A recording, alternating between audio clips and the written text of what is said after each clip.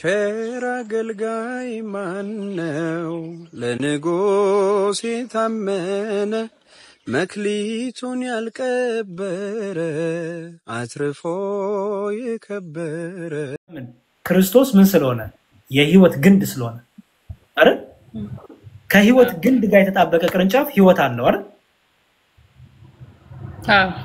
ስለዚህ በአጸደ ሥጋ ያለንና በአጸደ ነፍስ ያለን በምን እንገናኛለን ማለት ነው በክርስቶስ አካልነት እንገናኛለን ስለዚህ በምን ያስቡናል እነሱኛ በጸሎታቸው ያስቡናል እኛ ደግሞ እንላቸዋለን በጸሎታቸው አስቡ ብለን ጠይቃቸዋለን ለምን እኛ የምናመልከው የሙታን አምላክ አይደለም ገባሽ ለምሳሌ ክርስቶስ ሐዋርያትን የመጨረሻ ጥቅሴ ነው የማቴዎስ ወንጌል ምዕራፍ 28 ላይ ምን አላቸው መሰለሽ እስከ ዓለም ፍጻሜ ድረስ እኔ ከናንተ ጋር ነኝ አላቸው አይሹ አሁን በስጋ አሉ ሐዋርያት በስጋ የሉ ማለት ታዲያ ጌታ እንዴት እስከ ዓለም ፍጻሜ ከናንተ ጋር ነኝ ሲል በስጋ አሁን ስለሌሉ የለም በቃ ቆመ ከጌታ ማለት ነው አይደለም አይሹ እስከ ዘላለም ከነሱ ጋር ነው ለምን እሱ ላይ አይደል ያሉት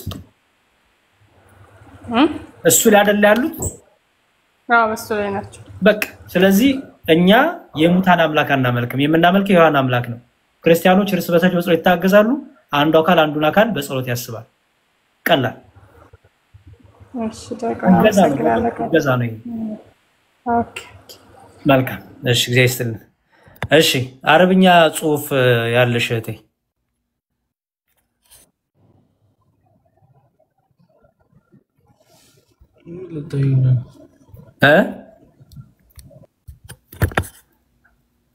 እሺ መሲ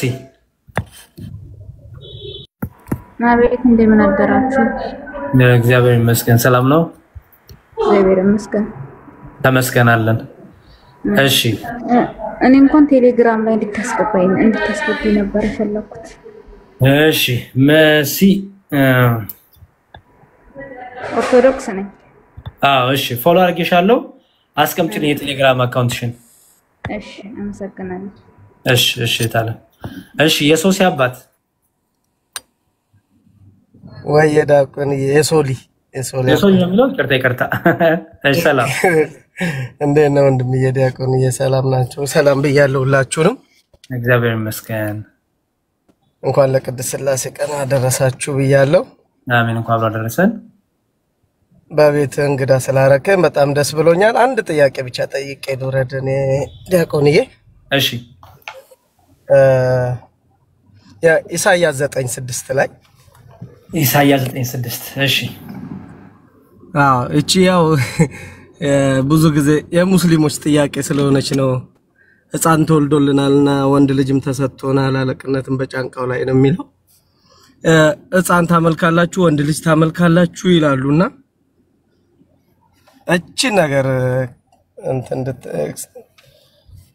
ምን ይሄ እኮ ሁሉ ጊዜ ወንድ ልጅ ታመልካላችሁ ይያሉ ሁሉ ጊዜ ወንድ ልጅ ታመልካላችሁ ለናኛ ደግሞ በቃ ኦሬዲ ተሰጥቶናል አለቅነትም በጫንቃው ላይ ነው እና ጌታችን እንደሆነ ሕፃን ተወልዶልና ወንድ ልጅም ተሰጥቶናል እንደምናመልከው እኛ አምላካችን እንደሆነ ነው እነሱ ግን ሊትራሊ ያችን ወንድ ልጅ ምትለዋን ወስደው ወንድ ልጅ ነው የምታመልኩት መልካም እሺ ሙስሊሞች ይሄን የሚያደርጉት እንዲው በእነሱ እሳቤና በእነሱ ጭንቅላት እንዲው በቃ አምላካቸውን ዝቅ እናርግባቸው በቃ እንደዚህ እየተናገርን እንዲህ ያረግን በቃ ከጭንቅላታቸው ውስጥ እንዲው አምላክ እንዴት ወንድ ልጅ ምናምን የሚል የሐሳብ ስላላቸው ነው ባይዘው እንደዚህ አይነት ሙስሊሞችን ምን ታረጋላችሁ መሰለ የመጀመሪያው ወንድ ልጅ ነው የምታመልኩት አዎ ማለት ነው መልሱ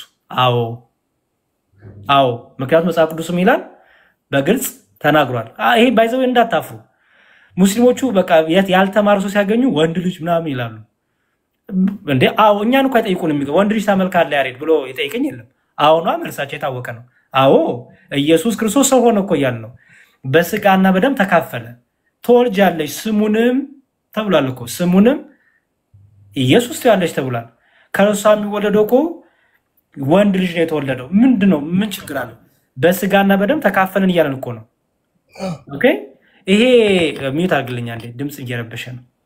እሺ በስጋና በደም ተካፈለ ሰው ሆነ እኮ እያልን ነው። ሰው ሆነ እያልን ነው። እንዲህ አሁን እዚህ ጋር ሙስሊሞቹ ጋር እንዳልገባ እንጂ አሁን ለምሳሌ እግዚአብሔር በባህሪው ልጅ አለው እናለን። አላህ ግን ይጠየቃል። ሲጠየቅ ልጅ አለ ሲሉት ሚስት ሳይኖረኝ እንዴት ልጅ አለኝ ይላል። ኢማጂን ልዩነቴ ሚስት ሳይኖረኝ እንዴት ልጅ ይኖረኛል? በጣም እኮ የሚገርም ነው። እንዲሁም ክርስቲያኖች ይሄን ጠይቋቸው። ሚስት ሳይኖረኝ እንዴት ልጅ ይኖረኛል? አምላክ የተባለ መለኮት የተባለ ልጅ አለ ሲባል እንዴ እኔ ሚስት ሳይኖረኝ እንዴት ይላል? ኦኬ ሚስት ልጅ ለማግኘት እኮ ሚስት ያስፈልገኛል ብሎ የሚያስብ አምላክ። እኛ እኮ እንደዛም አይደለም። የኛ አምላክ ደግሞ የባህሪ ልጁን ሰጠን።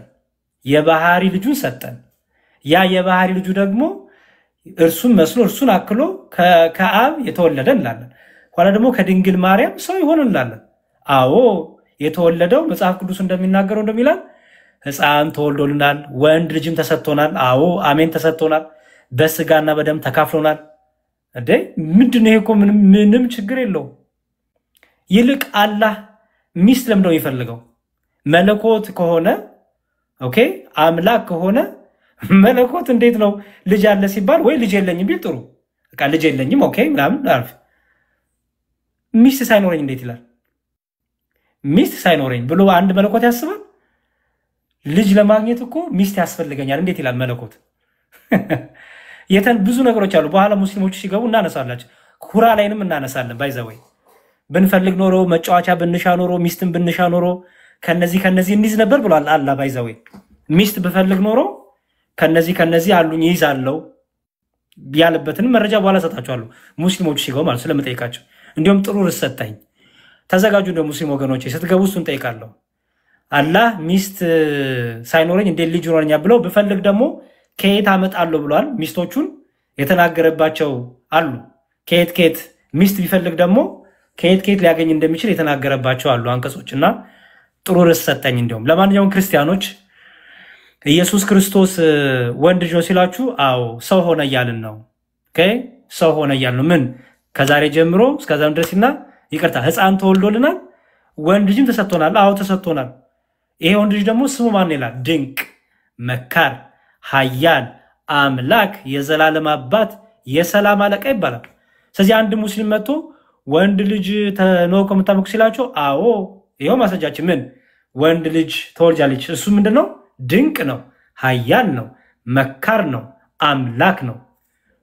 ኦኬ መልሱላቸው። ወንድ አዎ እርሱ ግን ጌታ የሆነ እርሱ ግን አምላክ የሆነ እርሱ ግን ድንቅ የሆነ እርሱ ግን መካር የሆነ እርሱ ግን የዘላለም አባት የሆነ አዎ ወንድ ልጅ ተሰጥቶናል፣ በስጋና በደም ተካፍሏል፣ ከድንግል ማርያም ተወልዷል። ልጄ ትለዋለች ክርስቶስን፣ እሱም እናቴ ይላታል። ምንድን ነው ያልገባኝም? ይሄ በጣም እንዲሁም ደስ ስናወራ ራሱ ተደስተን ልናወራው የሚገባ ነው። በዚህ ክርስቲያኖች በጣም ደስ እኔ አሁን ሳወራው ደስ እያለኝ ነው። ኦኬ የአምላኬን ችሎታ ያየሁበት እኔን የመሰለበት በስጋና በደም ከኛ ጋር የተካፈለበት ከኛ ጋር የሆነበት አማኑኤል ከኛ ጋር የሆነበት እግዚአብሔር ከኛ ጋር የሆነበት። ስለዚህ ሙስሊሞችን ሊጠይቋችሁ አዎ በሏቸው። አምላክ የሆነ ድንቅ የሆነ መካር የሆነ እርሱ የኛ ጌታ የኛ አምላክ ኢየሱስ ክርስቶስ ይባላል። በቃ ሰው ሆኗል እኮ እያልን ነው። እና በዚህ አስቡት። ሙስሊሞች ግን ተዘጋጁ። እሺ እያዩአችሁ ስለሆነ ፕሊዝ እነ ሾርማ ምናምን ተዘጋጁ። 3 ጥያቄ ሆነባቸዋል። አላህ ልጅ አለ ሲባል ሚስት ሳይኖረኝ እንዴት ልጅ ይኖረኛል? ሚስት ደግሞ ብፈልግ ደግሞ ከዚህ አመጣለሁ ብሏል አላህ። መለኮት የሆነ አካል ሚስት ብፈልግ ከዚህ እያለ እንዴት ነው የሚጠይቀው? ስለዚህ 3 ጥያቄ ሆነባችሁ። በቂያማ ቀን አላህ በስንት መልክ ይገለጣል? ሲገለጥም አናቅህም ትሉታላችሁ። አናቅህም እኔ አምላካችሁ ያላችሁ አይደለም ትሉታላችሁ። በምን አይነት መልክ ስላያችሁት ነው? ስንት አካል ነው ያለው አላህ? ሁለተኛ ደግሞ የአንዱን ኃጢአት አንዱ አይሸከም ትሉናላችሁ። ግን ደግሞ በሐዲሳቱ እንደሚናገሩት በቂያማ ቀን የእናንተን ኃጢአት እኛና አይሁዶች እንሸከማለን። ለሙስሊሞች ጀነት እንዲገቡ እኛ ቤዛችሁ ነን፣ የእናንተን ኃጢአት እኛ እንሸከማለን። ትመልሱልኛላችሁ እሱን። ሶስተኛ አላህ ልጅ አለ ሲባል እኔ እኮ ልጅ እንዲኖረኝ እኮ ሚስት ያስፈልገኛል፣ ሚስት ቢኖረኝ ይላል። ሚስት ደግሞ ፈልግ ደግሞ ከዚህ ያመጣሉ ይላል። ይሄንንም እንድትመልሱ ፈልጋለሁ። መለኮት ከሚባለው አካል ሚስት ሳይኖረኝ እንዴት ይላል የሚል ጠይቃችኋለሁ። ስለዚህ የሶሲ አባት መልሱ ይሄ ነው። ከድንግል ማርያም የተወለደው ፍጹም አምላክ ፍጹም ሰው የሆነው ኢየሱስ ክርስቶስ ነው። ሲገለጥ ወደዚህ ምድር ሲገለጥ አዎ ወንድ ልጅ ተሰጥቶናል ተባለ። እሱ ደግሞ ሰው ብቻም አይደለም። እሱ ደግሞ ምንድነው? አምላክ ነው፣ ጌታ ነው፣ ንጉስ ነው፣ ፈጣሪ ነው፣ ቅድመ ዓለም የነበረ ነው፣ ኋላም በስጋ የተገለጠ ደግሞ ዓለምን ደግሞ ለማሳለፍ የሚመጣ የዘላለም አምላክ የሆነ ኢየሱስ ክርስቶስ ነው ማለት ነው የሶሲ አባት።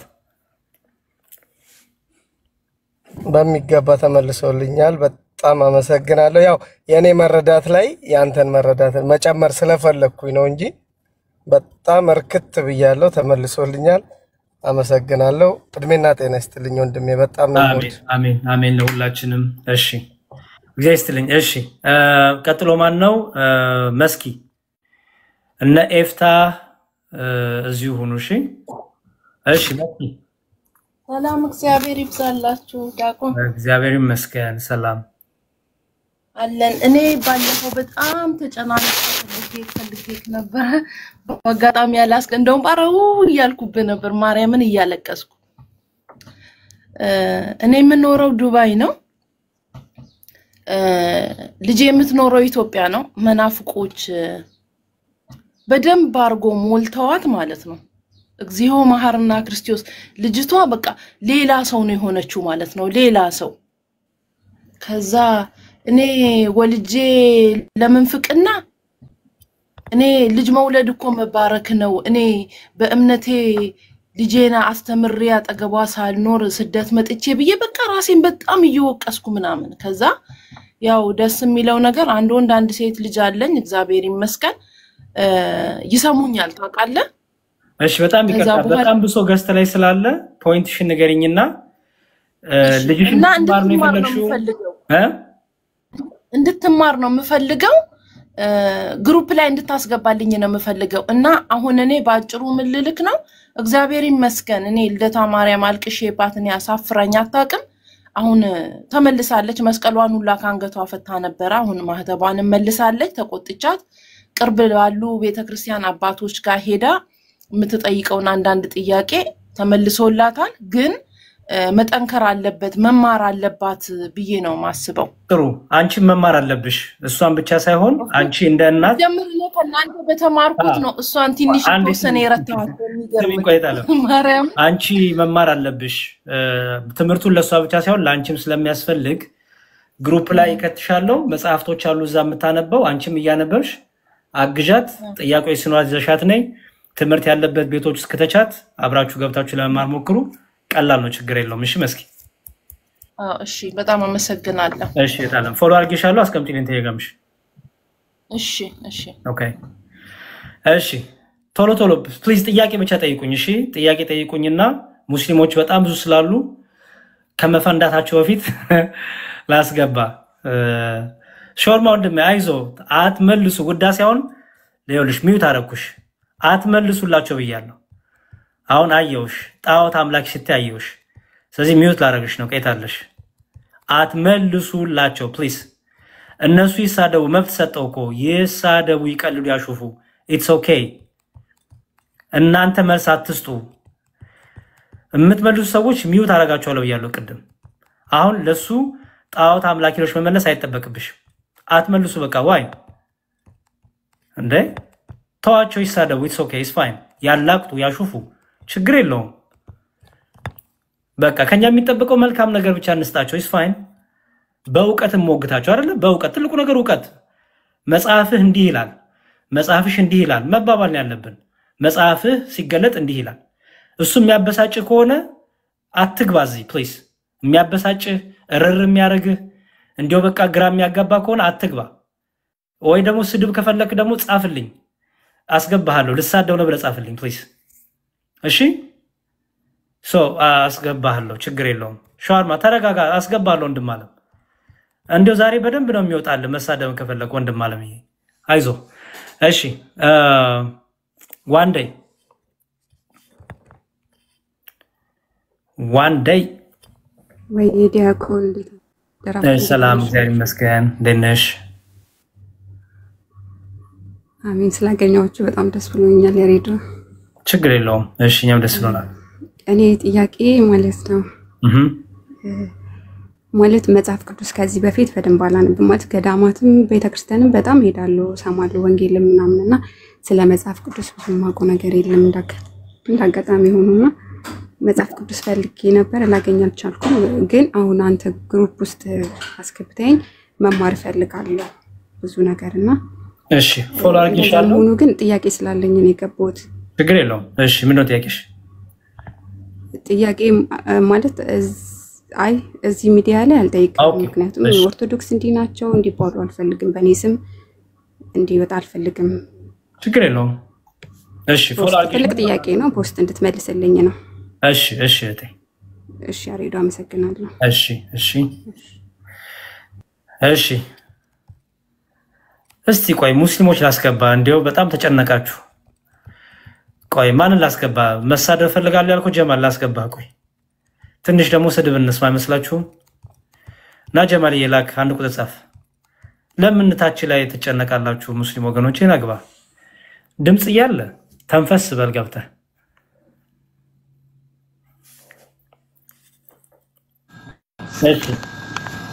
እሺ ጀማል ዲያቆን እንዴ ሰላም ላንተ ይሁን እንዴት ናችሁ ሰላም ነው አለን እግዚአብሔር ይመስገን ልሰድብ ፈልጋለሁ ብለኝ ነበር አው እንዲገባ ነው መሳደብ የምትፈልጉ ግቡ ስትል ገብቺ ባወራስ ብዬ ነው ከመሳደብ ኦኬ አሁን አትግባ አላልኩም እንዴ ልጨርስና እንዴ ክርስቲያኖችን ብያረኝ ይሄው ምን ታደርጋለሁ እኔ አልሳደብምሽ ጨርስሽ አው ታውቀው ስድብን ለመደብኝም ስድብ እሺ አልስደብ ብለህ ስለጻፍክ ብዬ ነው ጥሩ ቦታ እና አንዴ ለክርስቲያኖች ድልስጥና አስገባለሁ ወንድሜ ችግር የለውም ኦኬ እሺ ሌላ መሳደብ ይፈልግ ሙስሊም ካለ ሾርማን አይ ቲንክ እና አንድ ቁጥር ጻፍ ወንድም ማለት ነው ሳበ እሺ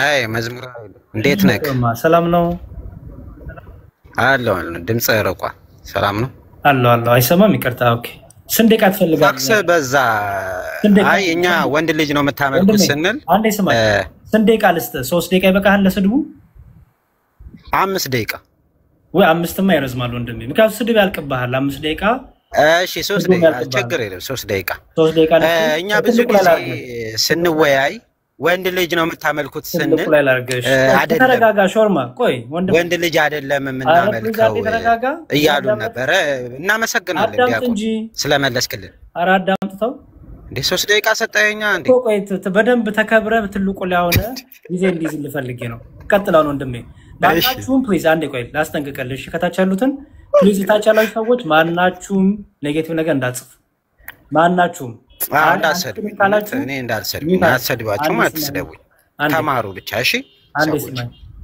ጎበዝ ዲያቆን የሚላችሁ ስሙ አንዴ ስማ መስማት ያዋጣ ስማ ወንድሜ ይሄን እኮ ድል አታገኝም እኮ እሺ ጥሩ አሁን እንግዲህ ልትሳደብ 1 2 3 ደቂቃ ይዝልሃለሁ 3 ደቂቃ ከዛ መሳደብ የምትፈልገውን ተሳደብ እኔን ነው የምትሰድበኝ ግን እሺ ፕሊዝ እኔን በግሌ ስደበኝ አይ እምነቱ ውስጥ መጽሐፍ ቅዱስ ገባለሁ ካልክ አስቆማለሁ እኔን ግን በግሌ ስደበኝ በሱ እንስማማ ሚውትን አንሳ በሱ እንስማማና በግሌ ስደበኛለህ ዲያቆን በነገራችን ላይ መጽሐፍ ቅዱስ ላይ ነው የዝሙትና የስድብ ማት ያለው እንጂ እኔ አንተን አልሰድም መጽሐፍ ቅዱስ ላይ ማለት ነው ዝሙትና የስድብ ማት አሰጥቻለሁ ኦኬ ግን ማለት ነው አንድ ድምጽ ይዛገመ ነው አንዴ ፕሊዝ እሺ በደንብ ስሙኝ ፕሊዝ አሁን ያረኩት ላይ ማናችሁ ማስተያየት እንዳሰጡኝ በጣም ይቅርታ አድርጉልኝና እኔን በግሌ ስደበኝ ችግር የለውም እኮ አልኩኝ እኔን በግሌ ስደበኝ እኔ ምንም ይሄ ስለ ክብሬ ስለ ቆዳ የምጨነቅሱ አይደለሁም to be honest መጽሐፍ ቅዱስ ውስጥ ከገባህ ግን ማን ነው ቁርአን ነው የሚሳደበው መጽሐፍ ቅዱስ ነው የሚሳደበው የሚለውን ኮምፔር ማድረግ እንችላለን በደስታ ከፈለክ ናግባና በኋላ ላይ ተሳዳቢው ቁርአን ነው ወይስ መጽሐፍ ቅዱስ ነው ተሳዳቢው ማን ነው የሚለውን ኮምፔር እናደርጋለን መጽሐፍቶቹ ይገለጡ በግል መስለው ከፈለክን go ahead ምንም ችግር የለብኝም እኔ ኦኬ ግን መጽሐፍትን እንግለጥና ማን ነው ተሳዳቢው ማን ነው እየተሳደበ ያለው ስም እየጠራ ክርስቲያኖች አይሁዶች እያለ እየተሳደበ ያለው ማን ነው ኦኬ ያለ ያለውን በመጽሐፍ እንመዝነዋለን ምንም ችግር የለውም እሺ ክርስቲያኖች ጋር ጨርስና ሙስሊሞች ተገባላችሁ ያለው በቃ ትንሽ ደቂቃ ውስጥ ሙስሊሞች እሺ አስገባችኋለሁ ብያለሁ ኦኬ ክርስቲያኖች ጥያቄ ያላችሁ ማን ነው ሌላ ማክ ኢትዮጵያ ጥያቄ ያለሽ ሰላም ያረዲ አይ ወንድ ነኝ ይቅርታ አንቺ አልኩ ችግር የለም አይ እኔ እንኳን ጥያቄ ሳይሆን በህይወቴ ብዙ ነገር እየገጠመኝ ነውና መማር ፈልጋለሁ ከቤተ ክርስቲያን ለመራቅ ብሎ ሞክሬ ነበርና ቴሌግራም ላይ ታስገባኝና በጣም የሚደብር ህይወት ውስጥ ነው ያለሁትና መማር ፈልጋለሁ እሺ አይዞህ ወንድሜ ከተላለው ግን አትመልስልኝም እሺ በጣም ብዙ ሰው ስለበዛብኝ ነው ይቅር በለኝ ወንድሜ ይኸው ዛሬ ተገናኝተናል ትልቁ ነገር አንተ መጀመሪያ ራስን ማረጋጋት አንዳንዴ ህይወቶቻችን ደስ ላይሉ ይችላሉ ምንም ብዙዎቻችን የምናሳልፈው ነገር ነውና ስለዚህ አይዞህ አንተ እሺ መጀመሪያ አንተ ተረጋጋ አንተ ሰላሙን አንተ ትንሽ በቃ ነገሮችን ለማስተካከል ሞክር ከዛ ቀላል ነው መጀመሪያ ውስጥ የሚረብሽህን ነገር እሱ ነገር እናስተካክላለን እናግዛለን በዚህ ፎሎ አድርጌሃለሁ ስልክን አስቀምጥልኝና እሺ እንደ ወንድም አወራሃለሁ ምንም ችግር የለውም እሺ ወንድም እሺ አሪዲ እሺ ብቻ አይደለም እኛ ወንድሞች አለን ኦኬ እሺ አይዞህ ወንድም እሺ አመሰግናለሁ እሺ እግዚአብሔር ይስጥልኝ አሜን እሺ ክርስቲያኖች ፕሊዝ እኔ እስካሁን ድረስ የረባ ጥያቄ ይሄ ነው ብሎ ይጠየቀኝ የለም ጠይቁ ስንል ኮንክሪት የሆነ ነገር አትጠይቁ ምን ያሩ ነው እኔ እንኳን ኮንፊውስ አድርጉኛላችሁ አንዳንዴ ጠይቁ ብዬ ቤትን ሲከፍት ኮንክሪት ነገር አትጠይቁኝም ጠይቁ ተብሎ ሲከፍት ተጠቀሙ ጊዜውን ፕሊዝ ያለበዚያ ወደ እስልምናው ሊድና ሙስሊም ወገኖቻችን እያስገባን ዲስከሽኖችን ልጀምር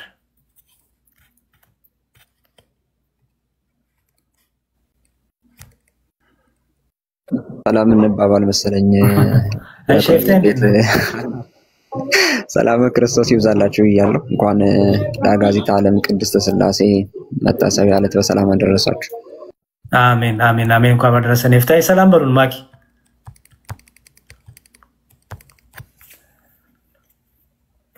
አለሽ ይሆን አላቅም ድምጽ ያስተጋባል ለዛ ነው ወተሽ ግቢ ይሆን አላቅም ድምጽ ወተሽ ግቢ ማኪ እሺ እና ስዊት ምናምን ዲያቆን የገስት ላይ ካሉ ከቀደሙ አንድ ቁጥር እየጻፈች ነበርና ስዊት የምትባል እነሱ ምናምን ድንገት ጥያቄ ካላችሁ ስዊት የምትባል አንድ ቁጥር ደጋግማ እየጻፈች ነበር ከቀደም ጀምሮ ድንገት ጥያቄ ካላት አንድ ቁጥር ጻፊልኝ ችግር የለውም ስዊት ደሞ ስዊት ብዬ ልታንተ እሺ አጸደ ቶሎ ጥያቄ ጠይቃችሁ ውጡ ፕሊዝ አጸደ ሰላም ብያለሁ ሰላም ዳቆን ጌታ እግዚአብሔር ይመስገን ምን ልቀበል ጥያቄ እኔ ያው ጥያቄ አይደለም ግሩፕ ላይ እንድታስገባኝ ነው ከይቅርታ ጋር እሺ አይ ቲንክ ግሩፑን ወይ በቃ ከባዮ ስራ አስቀምጠውና እዛ ትገባላችሁ ከቲክቶክ ባዮ ስራ አስቀምጠዋለሁ እሺ እንደምደሱ ይሻላል በቃ ከቲክቶክ ባዮ ስር የቴሌግራም ግሩፑን አስቀምጥላችኋለሁ ቀደም አስገባችኋለሁ ያልኳችሁን ሁሉ እዛ አስቀምጥላችሁና ከዚህ ስትወጡ ትገባላችሁ እሺ ስዊት አስገባውሽ እኮ ለምን ደማ ተቀበይኝ እሺ በቃ በባዮ ስር ገብተሽ እዛ አስገባሻለሁ እሺ ታላ እሺ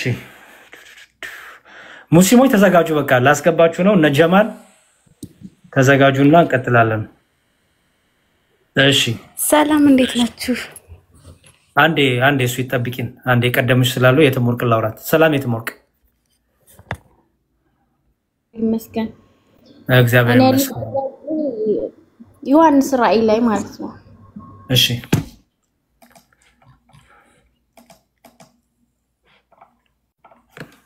ምዕራፍ ስንት?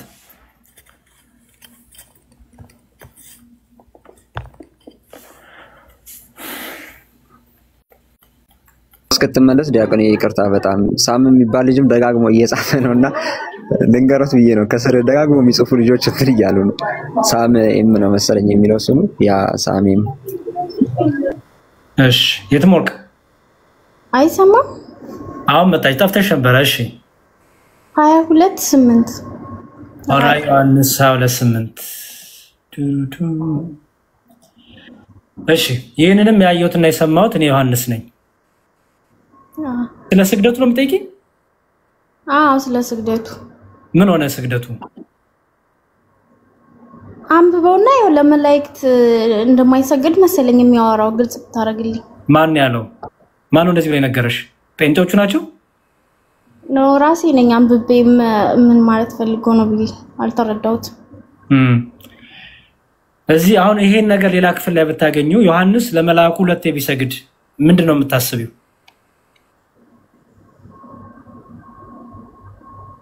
አላየሁም እኔ ሌላ ቦታ ላይ። እንዴት ዮሐንስ ራእይ ሙሉ ዮሐንስ ራእይን አንብበሻል? 22 ላይ ብቻ እንደመጣሽ ብዬ እኮ ነው። አዎ አንብቤዋለሁና ይሄን ያገኘሁት። ኧረ ተይ። እሺ እስቲ የዘለልሽውን ክፍል ልስጥሽ። የዘለልሽው ሙሉን አንብቤያለሁ አልሽኝ። ሙሉን ካነበብሽው ይሄ ስግደት አስቀድሞ ተሰግዶ እንደነበረ ያለበትን ልስጥሽ። እሱ እንዴት እንደዘለልሽው አይሮን ነው። ዮሐንስ ራእይ ምዕራፍ 19 ላይ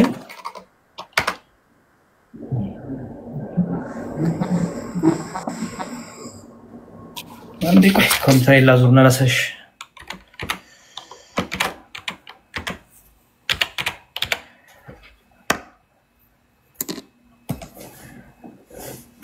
አስራ 19:10 ላይ መጽሐፍ ልዘሻል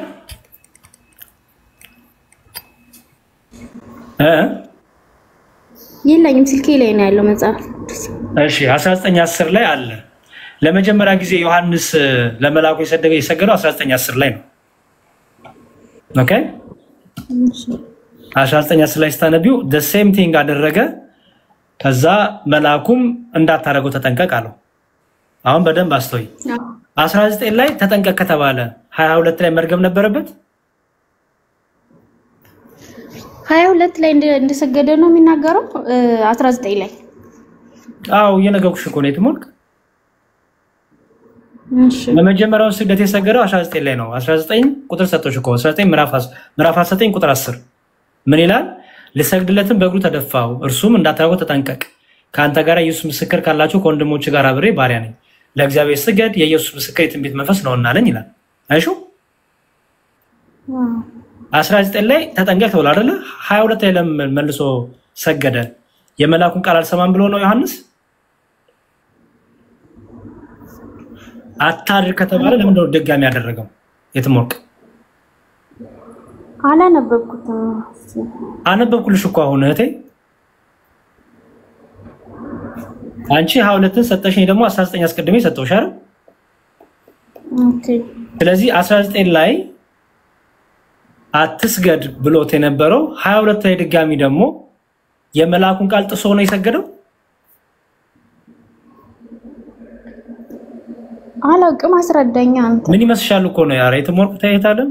እኔ እኮ ላስጨንቅሽ። ምን ይመስልሻል ናኩሽ? ምን ታስቢያለሽ? ቅድም በምን አወቅሽልሽ? ራሴ ገምቼ አልሽኝ። አሁንም ልክ ሁለቱን ቃል ስታወዳድሪው ምንድነው የምታስቢው? ያንቺን እይታስጭን ያልኩት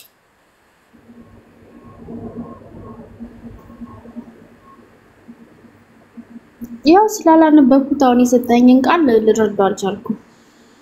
አንድ አይነት ቃል እኮ ነው፣ የተለየ ቃል አይደለም። ሁለቱም ክፍል ያለው ሁለቱም ክፍል ላይ ለመላኩ ሊሰግድለት ሲወድቅ አታድርገው አለው። እዛም ደሴም አንድ አይነት ወርድ ነው ያለው። እሺ እዚህ ጋር ዮሐንስ ራእይ ምዕራፍ 19 አይደል? ቁጥር 10 ልሰግድለትም በእግሩ ፊት ተደፋው፣ እርሱም እንዳታደርገው ተጠንቀቅ፣ ከአንተ ጋር የኢየሱስ ምስክር ካላቸው ከወንድሞች ጋር አብሬ ባሪያ ነኝ፣ ለእግዚአብሔር ስገድ፣ የኢየሱስ ክርስቶስ ምስክር ትንቢት መንፈስ ይላል። ይሄ ምዕራፍ 19 ላይ ቁጥር 10 ላይ ያለ ነው። አይሹ አሁን ምንድነው ጴንጤዎቹ ሲነግሩሽ ብዙ ጊዜ ወይስ አንቺ ማን ቢሆን ብለሽኛ፣ ግን ብዙ ጊዜ ጴንጤዎቹ ይሄን ነገር ሲያነሱ ሁለቴ እንደሰገደ አይናገሩም። አይሽ ሁለቴ እንደሰገደ አይነግሩሽም። ምክንያቱም ሁለቴ ከሰገደ እንዴ ለምንድነው አታርግ የተባለ ድጋሚ የመላኩን ቃል ተጥሶ ነው እንዴ ዮሐንስ? እንደዛ ከሆነማ ዮሐንስ የሚታዘዝ አይደለም ወደሚል ነገር ልመጭ ነው አይደል? አይሹ ስለዚህ ሁለቴ መስገዱን አይነግሩሽም። ዮሐንስ ደግሞ በፍጥሞ ደሴት በመንፈስ ቅዱስ ነበርኩ ይላል። እዛ ቁጥር 1 ላይ ስታነቢ ምዕራፍ 1 ላይ ስታነቢ እኔ ዮሐንስ በፍጥሞ ደሴት በእግዚአብሔር መንፈስ ነበርኩ ይላል። ይሄ ሁሉ እየሆነ ያለው በመንፈስ ቅዱስ ሆኖ ነው ዮሐንስ። ገባሽ? ዮሐንስ ደግሞ ወንጌላዊ ነው። ዮሐንስ ራእይ ያየ ነው። ዮሐንስ ክርስቶስ የሚወድ የተባለ ነው አይደል? ትዕቢተኛ አይደለም ዮሐንስ ነው አይደለም። ሁለቴ ታዲያ ሲሰግድ እዚህ ጋር እንዳታደርገው ብሎት መጀመሪያ ላይ ሁለተኛ ሲሰግድ የመላኩን ቃል እየተላለፈ አልሰማህም እያለው ነው ታለም። አይሽ በደንብ እንድታጠኙ ስለፈለኩኝ ነው። ኦኬ አንተ ግል ጠይቅሽ፣ ስግደቱ ለአምልኮ ነው?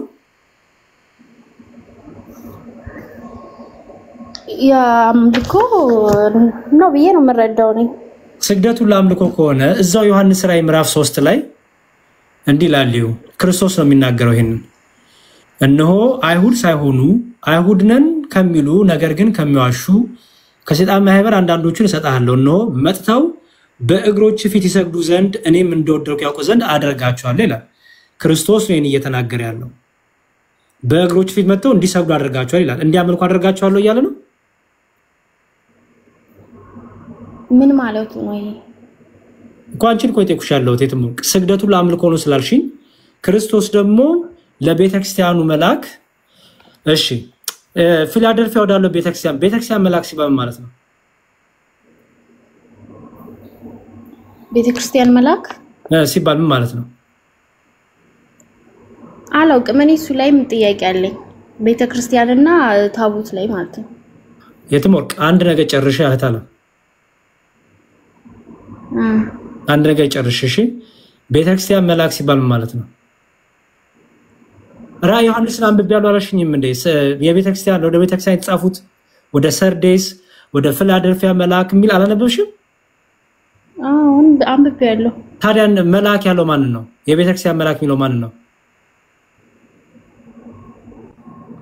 የቤተክርስቲያን መልአክ አላውቅም። እሺ ላስረዳሽና በቃ አይ ቲንክ ትምህርት ነው የሚያስፈልግሽ። አንቺ ትምህርት መማር ነው የሚያስፈልግሽ። ኦኬ የቤተክርስቲያን መልአክ ማለት የቤተክርስቲያኑ አለቃ ማለት ነው። ምክንያቱም እዚህ ጋር በሰርዴስም ወዳለው ቤተክርስቲያን መልአክ እንዲህ ብለህ ጻፍ፣ ሰባቱ የእግዚአብሔር መናፍስት ሰባቱ ከዋክብት ያሉት እንዲህ ይላል፣ ስራህን አውቃለሁ፣ ሕያው እንደምሆንም ስም አለ፣ ሞተህማል፣ ስራህን በአምላኬ ፊት ፍጹም ሆኖ አላገኘሁትምና የነቃሁን ሊሞቱም ያላቸው ይላል። አይሹ ስራህን ይላል፣ እገስጽሃለሁ፣ ከዛ ደግሞ ንስሐ ግባ ይለዋል። ደግሞ የፊላደልፊያውን መልአክ ደግሞ ይለዋል የዳዊት መክፈቻ አለው፣ የሚከፍት የሚዘጋ የሌለ የሚዘጋ የሚከፍት የሌለ ቅዱስና እውነተኛ ሆነው እርሱ እንዲህ ይላል፣ ስራህን አውቃለሁ ይላል። አይሹ በአንተ ፊት የተከፈተ በር ሰጥቻለሁ፣ ማንም ሊዘጋው አይችልም። ኃይልህ ምንም ትንሽ ቢሆን ቃሌን ጠብቀሃልና ስሜንም አልካድክምና ይላል። ስለዚህ የቤተክርስቲያን መልአክ ሲል ምን ማለት ነው? ገባሽ? በመጽሐፍ ቅዱስ መልአክ ሲባል አንደኛ ቅዱሳን መላእክት አሉና ሚካኤል እና ገብርኤል ማለት ነው። ሁለተኛ ደግሞ አለቆች ማለት ነው መልአክ ሲባል። ኦኬ ኦርቶዶክስ ነሽ? የትሞርክ? ኦርቶዶክስ ነኝ። ኦርቶዶክሳዊ በኦርቶዶክስ ኮንሽ ቤተክርስቲያን የቤተክርስቲያን አለቆች ለምሳሌ መልአከ ገነት፣ መልአከ ታቦር ሲባሉ ተሻቀያለሽ? አለቆቹ ስማቸው ላይ እሱ የማን ስም ነው? የመላእክት?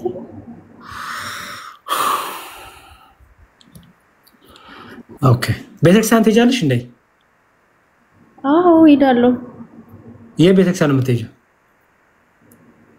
ገብርኤል፣ ኮተቤ ገብርኤል። ምን ይባላል ቤተክርስቲያኑ ሙሉ ስሙ? ኮተቤ ገብርኤል አይደለም ስሙ። ገብርኤል ነው የሚባለው አይደለም ዳግማዊ ቁልቢ ዳግማዊ ቁልቢ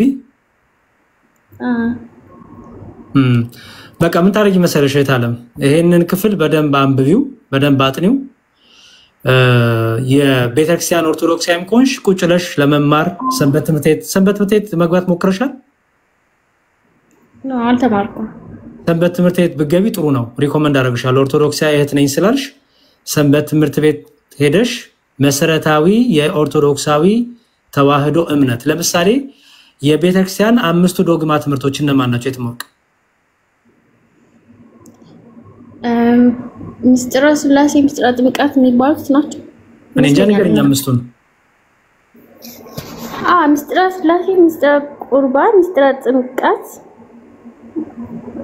እና እነሱ ይመስለኛል እሺ በቃ ሰንበት ትምህርት ቤት ሄደሽ ለመማር ሞክሪ እዚህም ከተከታታይ ትምህርቶች አሉ እነሱንም የተከታተልሽ ለመማር ሞክሪ እኔም ፎሎ አድርጌሻለሁ እና ኢትዮጵያ አይደለም ያለው ቀደም እኮ ገብርኤል ቤተክርስቲያን ነው የሚሏልሽ ኢትዮጵያ በነበርኩ ሰዓት እዛ ነበር የሚሄደው አሁን የት ነሽ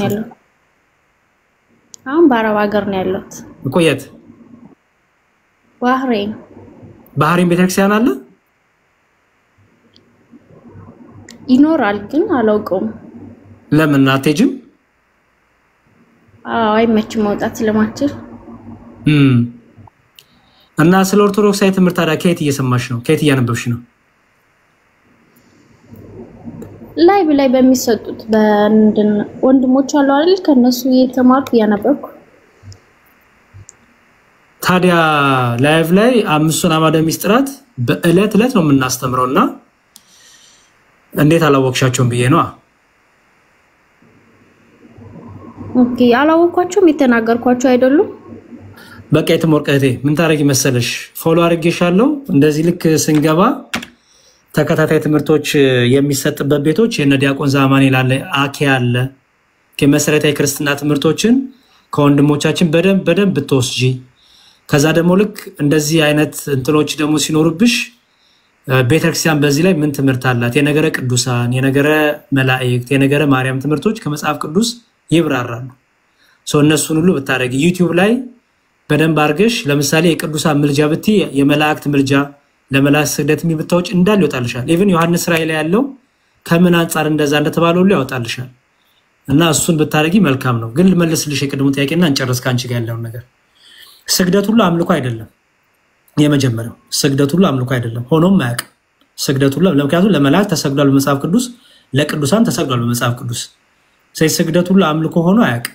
ኦኬ የክብር ስግደት ለቅዱሳኑ የሚሰስብ ስግደት አለ በመጽሐፍ ቅዱስ በደንብ ስታነቢ ለመላእክት በጣም ብዙታ ተሰግዷል ኦኬ በጣም ብዙ ተሰግዷል አምልኮ ግን አይደለም የእግዚአብሔር ሰዎች የተባሉት እነ ኢያሱ ለመላእክት ሰግደዋል አመለካቸው እግዚአብሔር አልቀጣቸው ካሉ አምልኮ ስላልሆነ ለቅዱሳን ተሰግዷል እዚህ ላይ እንደይሹ ለቤተክርስቲያኑ መልአክ ለአለቃው የተሰገደ ነው ይሰግዱ ዘንድ እኔም እንደወደድኩ ያውቁ ዘንድ አደርጋቸዋለሁ ማለት እንዳከበርኩ አደርጋቸዋለሁ እንዳከበርኩ እንደወደድኩ አሳያቸዋለሁ አንተን መተው እንዲያከብሩ አደርጋለሁ እያለ ነው እነሱ መተው የሚያከብሩት በምንድነው ግን ይሰግዱለታል አይደል የሚለው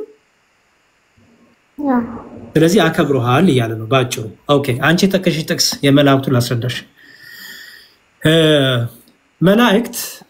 መላእክት በደንብ ስሚ ዮሐንስ እዚህ ጋር ሁለት የመስገዱ ተሳስቶ አይደለም ዮሐንስ ደንግጦም አይደለም አታርግ ከተባለ ዮሐንስ መርገም የለበትም ማለት በጣም ጥሩ ዮሐንስ ግን ሁለት ይሰግዳል ዮሐንስ ሁለት ይሰግድበት ምክንያት ምን ስለሆነ መሰለሽ ዮሐንስ ለመላእኩ የሚገባውን ክብር እየሰጠ ስለሆነ መላእክት ደግሞ አይገባንም ይላሉ ለምሳሌ ሰይጣን ተዚልሽ እንደሆነ እዚህ ማቴዎስ ወንጌል ምዕራፍ 4 ላይ ጌታን በበረሃ ሲፈትነው ተዚልሻል አንደኛው የጠየቀው ጥያቄ ምን ነበር ጌታን ወድቀህ ስገድልኝ አይደል እሺ ወድቀህ ብሰግድልኝ ይላል ሰይጣንና ዲያብሎስ አጋንንት ራሳቸው ምን ይሉሻል ስገጅ ይሉሻል ምክንያቱም ክብር ይፈልጋሉ አይደል ትዕቢተኛ ናቸው ራሳቸው ወድቃችሁ ስገዱልኝ ይላሉ እነ ገብርኤልና ሚካኤል ሲገለጡ ስገዱልኝ አይሉሽም ምክንያቱም ስገዱልኝ ካሉማ ትዕቢተኝነት ነው አይደል? ሰይጣንን የሚያስጣለው ከክብሩ ይሄ ስለሆነ ትዕቢተኝነቱ፣ ስግደት መፈለጉ፣ አምልኮ መፈለጉ አይደል ያስጣለው? ስለዚህ አይሹ ሰይጣን ስገድልኝ ይላሉ። መላእክት ሲገለጡ እኛ እንሰግድላቸዋለን። ለምን? አንደኛ የእግዚአብሔር ክብር በዙሪያችን ይበራል። ስታስበው የትም ወርቅ እህቴ መልአክ ሲገለጥ በክብሩ ሲገለጥ ፊቱ መቆም ትችላለሽ? አንችልም አይደል? ለምን? የእግዚአብሔር ጸጋ፣ የእግዚአብሔር ብርሃን፣ የእግዚአብሔር ስም በእነሱ ላይ ስላለ አይደል? በጣም ጥሩ። ስለዚህ የራእይ ላይ ሲሰግድለት አትስገድልኝ አለው። አትስገድልኝ ማለቱ መሰለሽ ትህትናውን ያሳያል። እኔ በቃ እኔ አይገባኝም ያለ ነው። ዮሐንስ ደግሞ ይገባል እያለ ሁለቴ ሰገደለት። አሁንም ደሴ መልሱ ምንድነው? መልአኩ አይገባኝም ይላል። ይገባኛል ካለማ ምን ሊሆን ነው? ሰይጣን አይደል? ስለዚህ ሁለቴ መስገዱ ትህትናውን እያሳየ አንድ ክብሩን እያሳየ ኦኬ። ዮሐንስ የመልአኩን ክብር ሲያሳይ ሁለቴ ሰገደ። መልአኩ ደግሞ አታደርግ ሲል ደግሞ ትህትናውን አሳየ። ሲምፕል። ለምሳሌ አንቺ ለምን ተጠንቀቃለው? መጠንቀቅ ማለት ነው እንዳታደርግ ማለት ነው መጠንቀቅ። እሺ እንደሞ ስላምብልሽ ኦሪት ዘጸአት ምዕራፍ 23 ቁጥር 20 ላይ እንዲላል በመንገድ ይጠብቅ ዘንድ ወደ አዘጋጀሁትም ስፍራ ያገባ ዘንድ እነሆ እኔ መልአኬን በፊት እሰዳለሁ። እግዚአብሔር ነው የሚናገረው። በፊቱ ተጠንቀቁ፣ ቃሉንም አድምጡ፣ ስሜን በእርሱ ስለሆነ ኃጢአት ብትሰሩ ይቅር አይልምና ይላል። ምን ማለት ነው? የትሞቅ ኃጢአት ብትሰሩ ይቅር አይልም ይላል። መልአኩ ኃጢአት ብትሰሩ ይቅር አይላችሁም ይላል። እና ደግሞ በፊቱ ተጠንቀቁ ይላል። በፊቱ ተጠንቀቁ ማለት ነው አትፍሩት ማለት ነው። ፍሩ ማለት ነው። ፍሩ አክብሩት ማለት ነው አይደል? ስለዚህ ደግሞ ምን ብታረጉ ይቅር አይላችሁም ይላል። ይቅር ማለት የሚችል እግዚአብሔር አይደል እንዴ? ኃጢአት ብትሰሩ ይቅር አይልም ሲል ታዲያ ምን ማለቱ ነው?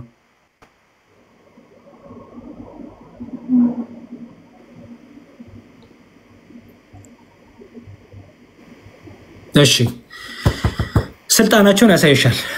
ወደ ዮሐንስ ራእይ ልመለስና ምንድነው ያለው? አስተዊ ዮሐንስ ራእይ ምዕራፍ 19 ላይ እንዳታደርገው ተጠንቀቅ አይደል ያለው? እሺ ሁለተኛ ጊዜ ለምን አደረገው? እንዳታደርገው ተጠንቀቅ ሲለው ሁለተኛ ጊዜ ለምን አደረገው? መልሶ የትሞቅ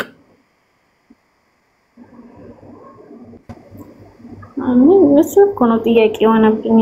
መለስኩልሽ እኮ ስለትተን ይኸውልሽ መልአኩ አይገባኝም ይላል እኮ አልኩሽ። እሱ ደግሞ ይገባል እያለ እየሰገደ ነው። በጣም እኮ ቀላል ነው። ዮሐንስ ደንግጦ ነው እንዶ ፈርቶ ነው እንዶ ተሳስቶ ነው እንዳትይኝ። እንዶሽ አንዴ ደንግጥ፣ ሁለተኛ ጊዜ ተጠንቀቅ የተባለው ዮሐንስ ደግሞ ለምን ሰገደ? አሁንም ደግሞ ሲሰግድ ይሄን ነው የነገረው። ግን እኮ ሰግዶለታል።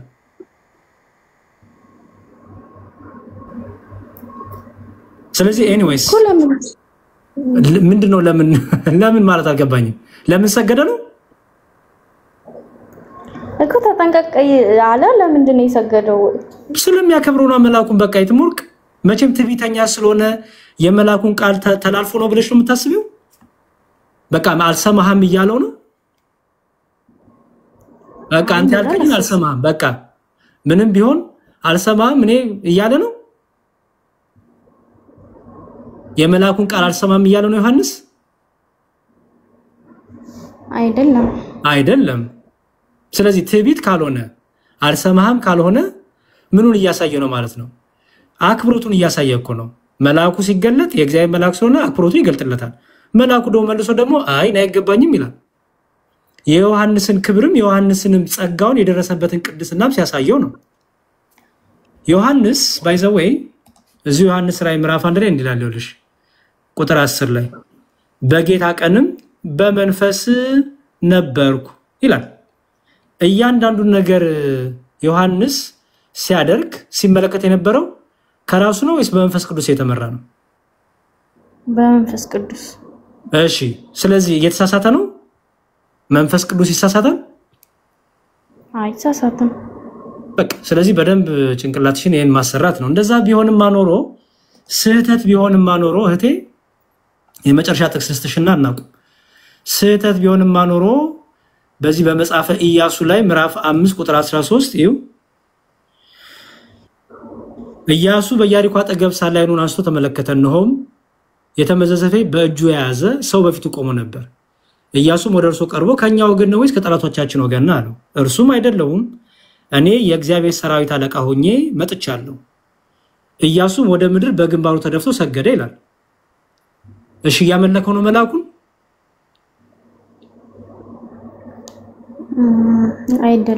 አይደለም። ደንግጦ ነው እንዳትይ፣ መጀመሪያ አናግሮታል ማን እንደሆነ አይደለም። ምክንያቱም በሰው መልክ ነው የመጣለት። ስለዚህ ማን ነህ ብሎታል አይደል? ማን ነህ? ከኛ ወገን ነው ወይስ ከጠላቶቻችን ወገን ነህ ብሎታል አይደል? ልክ ሲነግረው ማን ነኝ አለው? የእግዚአብሔር ሰራዊት አለቃ። ሰራዊት አለቃ ማለት ሰራዊት የተባሉት መላእክት ናቸው አይደል? መላእክት። የመላእክት አለቃ ሆኜ መጥቻለሁ ሲለው ልክ የመላእክት አለቃ ነኝ ሲለው ሰገደ ይላል። መጀመሪያ እኮ አልሰገደም ነበር። መጀመሪያ ለምን ያልሰገደው? ሁለተኛ ለምን ሰገደ እህቴ? ከእግዚአብሔር መሆን የመላእክት አለቃ ነኝ ከእግዚአብሔር ተልኬ መጥቻለሁ ሲለው ሰገደ አይደል? መስገዱ ለምንድን ነው? እያመለከው ነው? ያክብሮት በቃ። ስለዚህ መላእክት ሲገለጡ በዙሪያችን የሚበራው ብርሃን የእግዚአብሔር ጸጋ ባይዘወይ መላእክ ሲገለጥ የጌታ ብርሃን የጌታ ጸጋ ነው ከኛ ጋር ነው የሚሆነው። የጌታ ክብር በዙሪያችን ይበራል። ይሄው ማስረጃ የሉቃስ ወንጌል ምዕራፍ 2 ቁጥር 8 በዚያ ምድር መንጋቸውን በሌሊት ጠብቆ በሜዳ ያደሩ እረኞች ነበሩ። እነሆም የጌታ መልአክ ወደ እነሱ ቀረበ፣ የጌታ ክብርም በዙሪያቸው አበራ ይላል። አይሹ? ስለዚህ አንድ መልአክ ሲገለጥ የጌታ ክብር ነው በዙሪያችን የሚበራው አይደል? በቃ ስለዚህ ባይዘወይ የመጨረሻው ብዙ ጥቅስ ውስጥ ገባው። የመላኩ ክብር ምድር ራሱ ትበራለች። መላኩ ሲገለጥ ምድር ራሱ ትበራለች። ኦኬ እንዲህ ላላሳይሽ የዮሐንስ ራእይ ምዕራፍ 18 ምን ይላል? ከዚህ በኋላ ታላቅ ስልጣን ያለው ሌላ መልአክ ከሰማይ ሲወርድ አየሁ፣ ከክብሩም የተነሳ ምድር በራች ይላል። አይሹ? ከክብሩ የተነሳ ምድር ራሱ ትበራለች።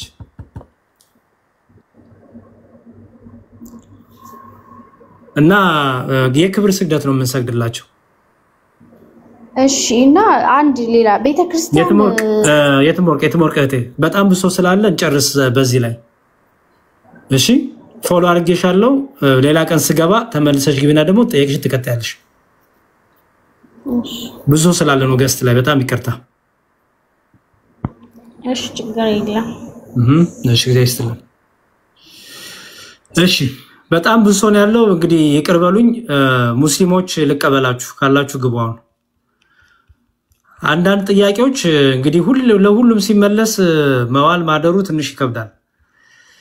ስለዚህ ምን ታደርጋላችሁ መሰላችሁ? ሙስሊሞች አንድ ቁጥር ጻፉ። በጣም ይቅርታ ሳሚ ቅድም አስገብቼ ነበረ።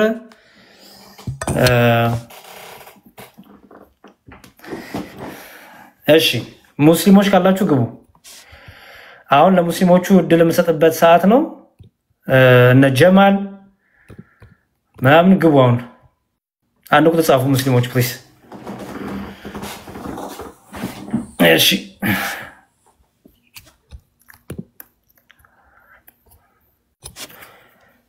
እንዴት አደረ? እግዚአብሔር ይመስገን። ቲጂ እንዴት ነሽ? እግዚአብሔር ይመስገን። ተመስገን። እየሰማን ነው። እንዳታወርዱን። ከታች አይሰማኝም። እኔ ከታች ሆነ ልማር። እሺ ሁኝ ችግር የለውም። ሙስሊሞች አላችሁ አንድ ቁጥር ጻፉ።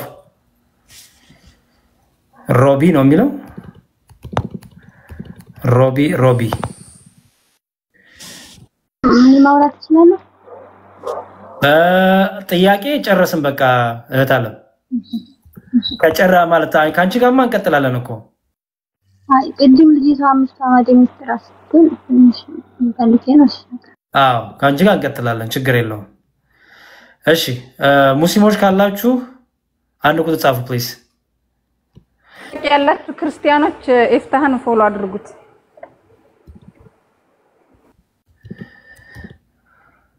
እሺ ያሬዶ ክርስቲያን ጥያቄ አለን እያሉ ወደ ሙስሊም መሄድ አግባብ አይመስለኝም። በጣም ብዙ እድል ሰጠው ለክርስቲያኖች። በቃ ሙስሊሞች ከሌሉማ እንቀጥላለን እኮ ችግር የለውም። ሙስሊሞች ከሌላችሁ እንቀጥላለን። ሙስሊሞች ከሌላችሁ እንቀጥላለን። ክርስቲያኖች ፕሊዝ እኔ አንድ ነገር ልንገራችሁ እኔን የምትጠይቁን ጥያቄ ሁሉ ዩቲዩብ ላይ መልስ አለ ፕሊዝ እንዲያው ሌላ ማስቸገራችሁ ነገር ዩቲዩብ ላይ መልስ አለ ያላችሁ ጥያቄ የነገረ ስላሴ ከሆነ ዩቲዩብ ላይ መልስ አለ የነገረ ቅዱሳን መላእክት ከሆነ ዩቲዩብ ላይ መልስ አለ አንድምታ ከሆነ ኦልሬዲ አለ የተቀመጠ ቲክታክ ላይ ብዙ መምህራኖች አሉ እና እንዲያው በዛም መልኩ ብትረዱ ጥሩ ነው ፕሊዝ እናንተ ደግሞ ትንሽ ለፋ በሉ እስቲ ትንሽ ጣር አርጉ ዩቲዩብ ተመልከቱ ቆፈር አርጉ ሁሉ ነገር በቃ ከናንተ እንስማው ከሆነ በጣም አያልቅማ እንደምታዩት ምንም አያልቅም ምን እንዴት እንደሚሆን አላውቅም በቃ ሙስሊሞቹም የሉም መሰለኝ ከሌሉ ክርስቲያኖች አስገባሉ ችግር የለው እሺ እዚህ ጋር ጄ4 ኤፍታ ቲጂ ሚስራን ፎሎ አርጓቸው ስዊት ማንነሽ ሮቢ አንዴ ቆይ ስዊት ዲያቆን የዊዝ ኸይር የሚል አንድ ልጅ ሙስሊም ነው መሰለኝ የጻፈ ነበር ከታች ድንገት አንተን ካለ ገስት ከላከ ማለት ነው ዊዝ ኸይር ሚክስ የሚል አላየሁትም ሮቢ ገብታል ስዊት ትገባለች ተወጫለሽ እንግዲህ ሮቢ ሙስሊም ነህ ሮቢ አይደለም እሺ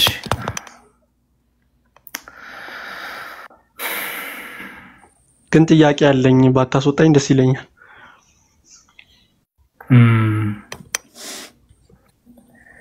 እሺ እንደሱ ከሆነ ለአንዴ ጠብቀኝ በጣም ብዙ የቀደሙ ሰዎች አሉ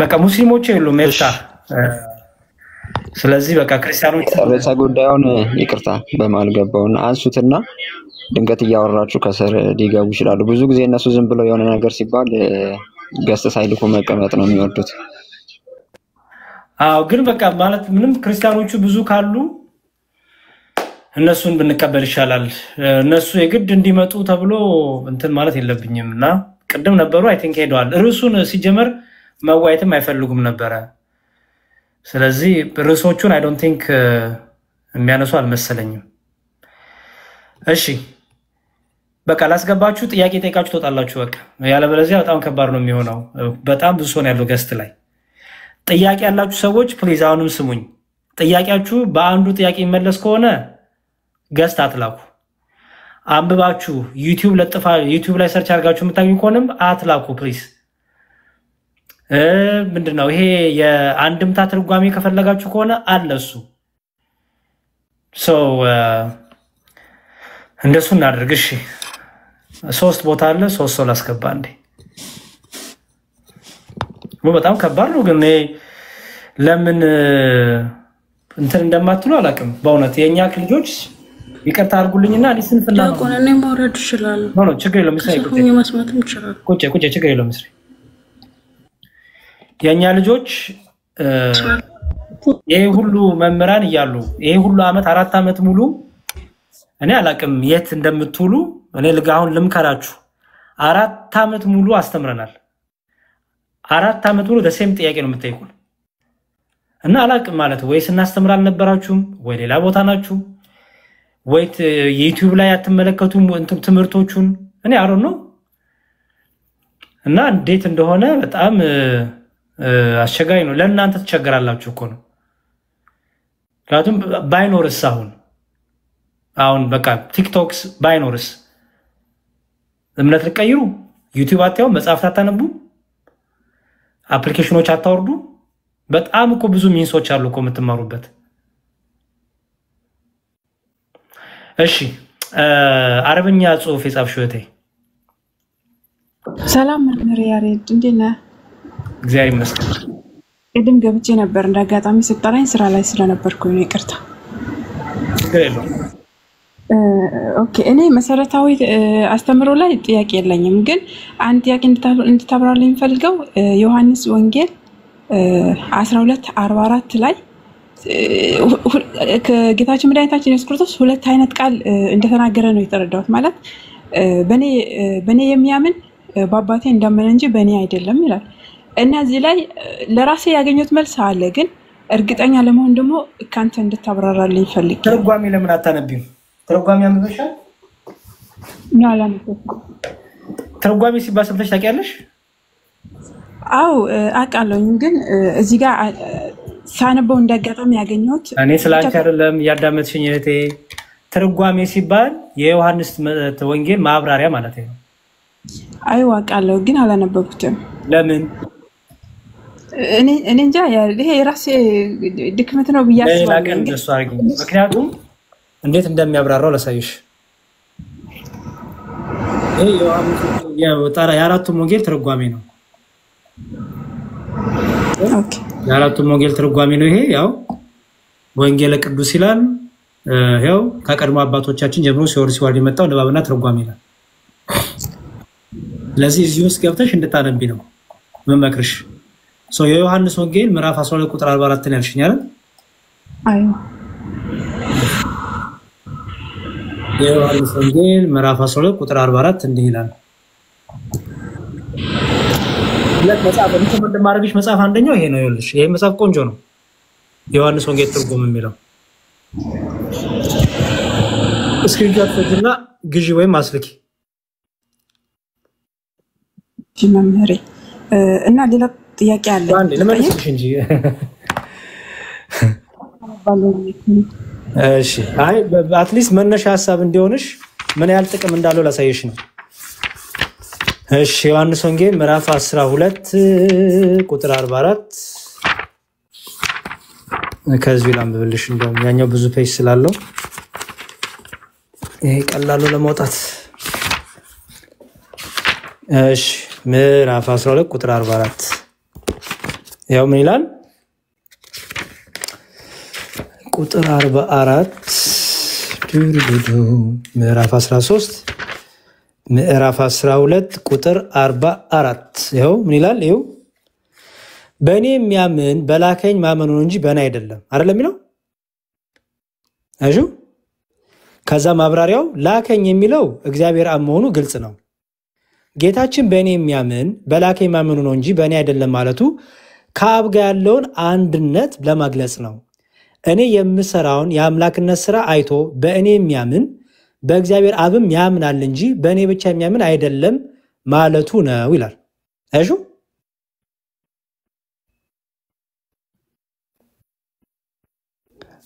ሰምተሽኛል? ስማውን ያረድ ስራ ላይ ነሽ? ምቾት ላይ ስላልሆንኩ ነው፣ ግን እያደመጥኩ ነው።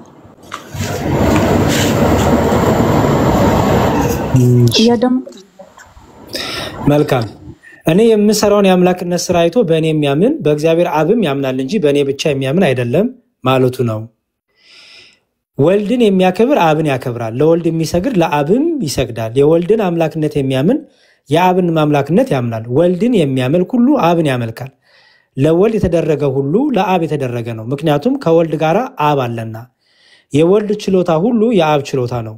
ወልድን ከአብ መለየት አብን ከወልድ መለየት አይቻልም በስልጣንና። ኢየሱስ ክርስቶስ በእኔ የሚያምን በላከኝ ማመኑ ነው እንጂ በእኔ አይደለም የሚለውን ቃል ጮሆ ነው የተናገረው። ጮሆ መናገሩም የሚሰሙ ሰዎች ለነገሩ ትኩረት እንዲሰጡት ነው። ላከኝ የሚለውን ቁጥር 45 ላይ ይመልከቱ ይላል። ቀጥሎ ያለው ነው። ስለዚህ ትርጓሜያችን ይሄንን በዚህ መልኩ ያስቀምጠዋል። ምክንያቱም እየተወራ ያለው የዮሐንስ ወንጌል ምዕራፍ 12 አንድ ቁጥር መዘሽ ልክ ሙስሊሞቹ እንደሚያደርጉት አንድ ቁጥር መምዘዝ ሳይሆን ልክ ክርስቲያኖች መጽሐፍ ቅዱሳቸው እንደሚፈቱት ጌታ ምን ተጠይቆ ነው ዮሐንስ ወንጌል ምዕራፍ 12 ቁጥር 44 ላይ እንደዚህ ያለው ስትይ ይኸው ምን ይላል? እሺ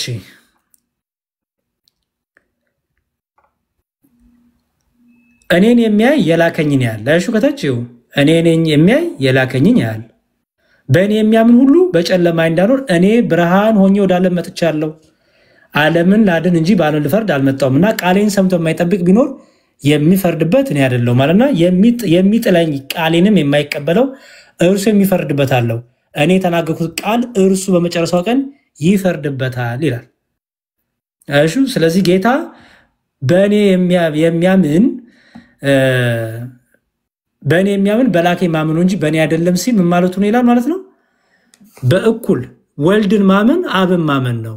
ምክንያቱም ወልድን ማመን ከአብ አያስወጣሽም ወይም አብን ማመን ወልድን አያስተውሽም ወልድን ማመን አብን ማመን ነው እንጂ ያለ ነው ጌታ እኔን ምክንያቱም ምን ብሏል ጌታ መሰለሽ በእኔ መመኑ በአባቴ መኑ አላለም እሺ ልባችሁ አይታወቅ በእኔ መኑ በአባቴ መኑ አላለም አው መዝሙር ይሄው እኔ ሙሉን አንብቤዋለሁ ጥቅስ ብቻ አይደለም እንትን ያልኩት እና ሙሉን ሳነበው ግን ዝቅ ብዬም አግኝቼዋለሁ ክርስቶስ እዛ ላይ በእኔም የሚያምን በአባቴ የሚያምን አቃለኝ ግን እዚች ጋር ምንድነው በኔ ማመን በኔ የሚያምን በአባቴ ማመን እንጂ በኔ አይደለም ሲል እዚህ ጋር የተረዳሁት በኔ የሚያምን በአባቴ ማመን ነው እንጂ በኔ ብቻ አይደለም እንደዛ ነው የተረዳሁት ግን ብቻ የምትለው ስላልገባች ነው ትንሽ ቅር ያለኝ እኔ ምንም እኮ ቅር ልሽ አይገባም እኮ ታለም ይኸውልሽ ሲጀመር ብቻ ሚሌት አለ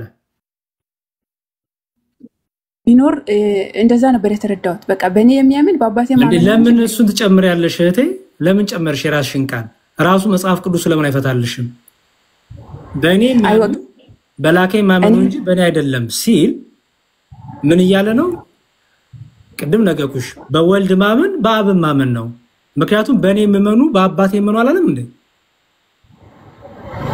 አው መዝሙር አሁን እኔ እንደተረዳሁት ነው አይደል አንቺ እንደተረዳሽ ሰው መጽሐፉ እንደሚለው እንጂ ምን ሄደው አይዋ መጽሐፉ ያለውን የኔን አረዳድ ይሄው እንዴት መሰለ በክርስቶስ የሚያምን በአባቱ ማመን ነው እንጂ በሱ ብቻ እንዳልሆነ ነው የተረዳሁት እዚህ ጥቅስ ብቻ ሚሊዮን ተው ብቻ ሚል ለምን ተመጫለሽ እዚህ ጋር እየተነገረ ያለው በክርስቶስ ማመን አብን ማመን ነው በክርስቶስ አለማመን አብን አለማመን ነው ስለዚህ ክርስቶስን ስታምኚ አብንም ታምኛለሽ ይቆያለ ነው አይሹ በእኔ አይደለም ማለት ወልድን በተለየ መልኩ ማመን አይደለም አብን ማመን ወልድን ማመን ነው ወልድን ማመን አብን ማመን ነው ያለ ነው እንጂ ብቻ ሚሊዮን ታዩ በተለየ መልኩ ሚሊዮን ቃል ያጂ ከብቻ ይልቅ አይዋ እንደዛ እኔ እንደዛ ነው የተረዳሁት በቃ ግን እርግጠኛ እንደሆነ የጠያኩ ችግር የለው እንትኗን ብቻ የምትለው በራስ ያመጣሽ እንታያትና በተለየ መልኩ የተለየ እምነት የለም ነው በቃ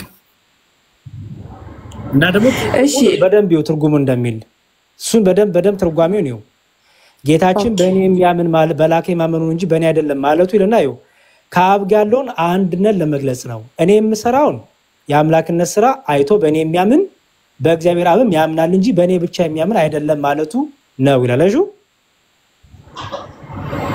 አይዋ በቃ በዚህ መልኩ ያጁ እሺ ሌላ ጥያቄ ፈቀደልኛል አንዳንድ ጥያቄ ነው የምቀበለው ብዙ ሰዎች ስላሉ አንዳንድ ጥያቄ ነው የምቀበለው በጸሎት ዙሪያ ነው መምህሬ ፕሊዝ እኔ ደጋግሜ ገስት መግባት ስለማልወድ ነው መምህር አሁን እኮ መግባት ሳይሆን እኮ ብዙ ሰው አለን ያልኩሽ እሺ ጠይቂኝ ኦኬ በጣም ቀላል ነው መዝሙረ ዳዊት ሲጸልይ ማለት ነው ለምሳሌ የአርብ መዝሙረ ዳዊት ከ111 እስከ 30 ድረስ እንደዛ ነው ጸሎት እንትን የተረዳሁት ግን እኔ አሁን በአሁን ሰዓት ስራ ላይ ምናምን የቻልሽውን ጸልይ በቃ እህቴ ምንም ችግር የለውም አንድ ምዕራፍም ሁለት ምዕራፍም የቻልሽውን ጸልይ ኦኬ በጣም አመሰግናለሁ መምህር ምንም ችግር የለውም አንድ ምዕራፍም ሁለት ምዕራፍም በተለይ መዝሙር 23ን መዝሙር 90ን መዝሙር 50ን እነዚህን የቻልሽውን ያህል ጸልይ በቃ ችግር የለውም እሺ መምህር እግዚአብሔር ያክብርልኝ እሺ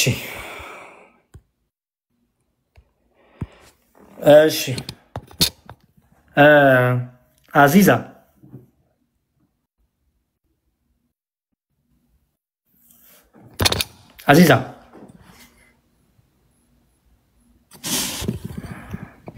ሄሎ እሺ ሰላም እንደምን አለ ወንድም ዲያቆን መዝሙር ያሬድ በእግዚአብሔር ይመስገን ማን በል ይቅርታ አዚዛ የባለቤቴ ነው በሷ አካውንት ስለሆነ ነው አንድ ላይ ነው የምንጠቀመው ከቤተ እምነት ነው ነው የኢትዮጵያ ኦርቶዶክስ ተዋሕዶ እምነት ነኝ እኔም ባለቤቴ እሺ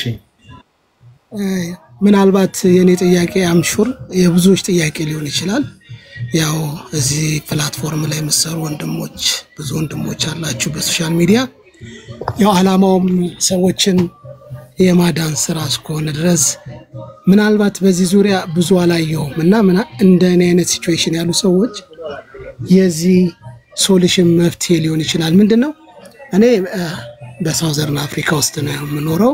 ኦልሞስት ወደ 20 ዓመት ማለት ነው።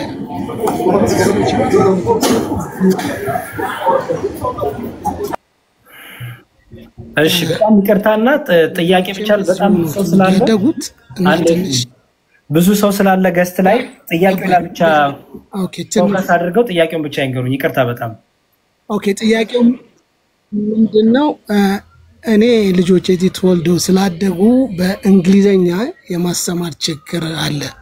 እኔ አማርኛ ነው እንግሊዘኛ አክሰሶችን የማግኘት ማለት ነው። ብዙ ፋሚሊ በዚህ ሰፈር ያደርጋል፣ እኔ ባለሁበትም በሌላ እና ምናልባት በዚህ ዙሪያ ጥሩ ሶርሶች መጽሐፎች ኢቭን ከባይብል አንጻር ማለት ነው ማርኬት ላይ ቢኬድ የሚገኘው የቤተ ክርስቲያን ኢትዮጵያ ኦርቶዶክስ ተዋሕዶ እምነትና ስርዓት እንዴት ነው የሚለውን በአማርኛ ምንም ላይ ከብደኝ ይችላል፣ ግን when you come to በእንግሊዘኛ ስትመጣ ግን ትንሽ ታፍ ነው። እዚህ ተወልደው ያደጉ ብዙ ልጆች አሉ በውጭው ዓለም በዲያስፖራ በዚህ ዙሪያ በቂ ኢንፎርሜሽን እና የተሻለ ሶርስ የምናገኝበት ወይዎች ወይም ፕላትፎርም ቢፈጠርና ቢዘጋጅ ካለም ደግሞ ኢንቫይት ብታረጋኝ ያን ለመጠየቅ ነው። አመሰግናለሁ። እሺ ምንም ችግር የለውም። አማዞን ላይ ይሄ መጽሐፍ ቢገዙ ሪኮመንድ አደርጋለሁ። የመጀመሪያው ይሄ መጽሐፍ ቢያገኙ አማዞን ላይ ይሸጣል። The Orthodox Study Bible Ancient Speaks Today's World ይላል። ጠቅላላ የአባቶችንም ትርጓሜ የያዘ መጽሐፍ ነው። አንድ ላይ መጽሐፍ ቅዱስንም ይዟል፣ አንድ ላይ ትርጓሜዎችንም የያዘ ነው። ቆንጆ መጽሐፍ ነው። ለእንግሊዝኛ ተናጋሪ ሆኑ በተለይ እዚህ እኔ በምኖርበት አሜሪካ ሀገር ብዙዎቹን እንደውም ወደ ኦርቶዶክስ የመጡት ይሄ መጽሐፍ አንብበው ነው። ከተለያዩ ከፕሮቴስታንት ከኤቲስትነት ከእስልምና የመጡ ብዙ አሉ። አንድ እሱ ነው። ሌላ ደግሞ የዩቲዩብ ቻናል አለ። እሱንም ዩቲዩብ ቻናል ላሳየው። ቆይ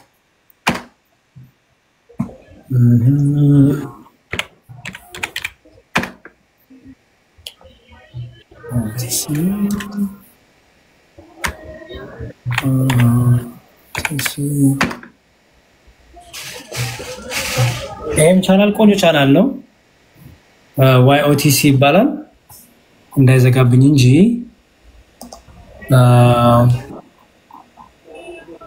YOTC አለ። ቆይ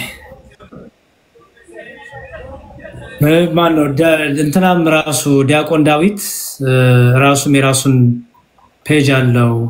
ዳዊት ሙሉነህ እስቲ ቆይ ዳዊት ሙሉነህ ኦኬ። ይሄው ዲያቆን ዳዊት ሙሉነህ ይሄም በእንግሊዘኛ ነው ብዙ የሚያስተምረው። Thank you። እችንም ይወሰዱ ስክሪንሾት አድርገው እና በጣም ብዙ ቪዲዮዎች አሉት። ያው በእንግሊዘኛ ማለት ነው። የእንግሊዝኛ ሰርቪሶች አገልግሎቶች አለበት። መጽሐፍም አለው ራሱ እንትን ላይ ምን ነበር የሚለው ረሳሁት። እስቲ አስታውሱኝ ፕሊዝ። የዲያቆን ዳዊትን መጽሐፍ እንትን ላይ ነበረው አማዞን ላይ ታውቁታላችሁ? ወይፍታ ትዝ ይላችኋል? ዲያቆን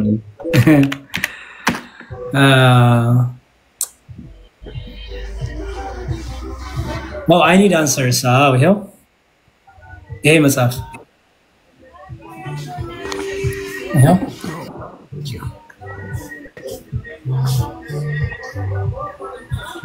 I need answers ይላል። የዲያቆን ዳዊት መጽሐፍ ነው። በጣም ቆንጆ መጽሐፍ ነው። ኦርቶዶክሳዊ ጥያቄዎች ላይ ያሉት ሁሉ መልስ ያዘጋጀበት በተለይ ውጭ ሀገር ለሚኖሩ ልጆች።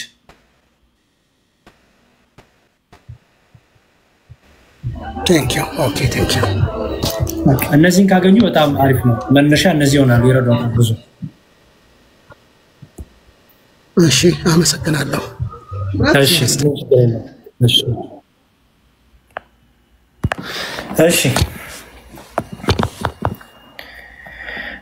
ጄፎር ሀቢብ ሰላም ብለን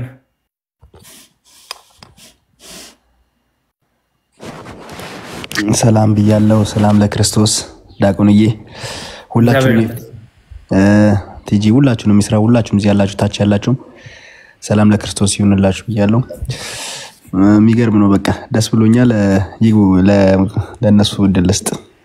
እሺ እሺ ሮቢ ላውራ ከቤተ እምነት ነው ሮቢ? ከኦርቶዶክስ ነኝ። እሺ ምን ነበር ጥያቄ? ምን መሰለ ቀጥታ ወደ በህይወት ወደ ሌሉ ቅዱሳን ወይ ወደ መላእክት ቀጥታ ወደ እነሱ የምናደርገው ጸሎት እሷን እንድታብራሪልኝ ነበር። በህይወት ወደ ሌሉ ስትሬን ከምን አንፃር ነው? በስጋ ማለትክ ነው? በስጋ የሉም ማለትክ ነው?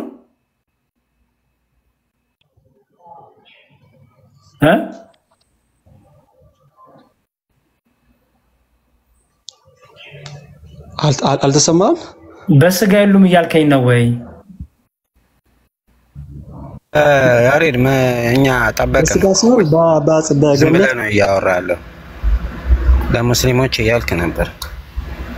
እኔ የምለው አንተ ግን መቼ ነው የምትረጋጋው? ቆይ ለምን ደሞ አትረጋጋው? ሻርማ እውነት ንገርህና አንድ ወንድም አይ ሳክስ በዛ በጣም ዲያቆን እንዴ በጣም ሳክ ያረክ ሙስሊም ስትጠየቅ እኛ ጋር ትገባለህ።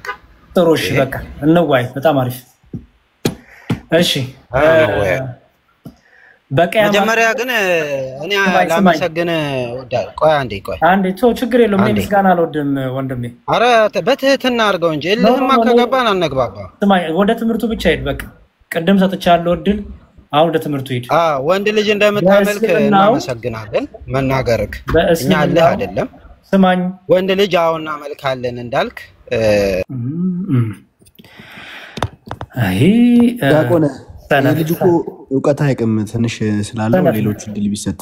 አሁን ለምሳሌ የራሱን ቁርአን አንቀጾች ስንት ናቸው ብትሉት አይቅም። እኔ ጠይቄው ነበርና አይደለም ሊወያይ ማለት ነው። እንደዚህ አይነቶችን የሚጠቀሙዋቸው። ችግር የለውም። እሺ ክርስቲያኖች በደንብ ስሙኝ። ወንድ ልጅ ነው የምታመልኩ ሲላችሁ አዎ በሏቸው ፕሊዝ።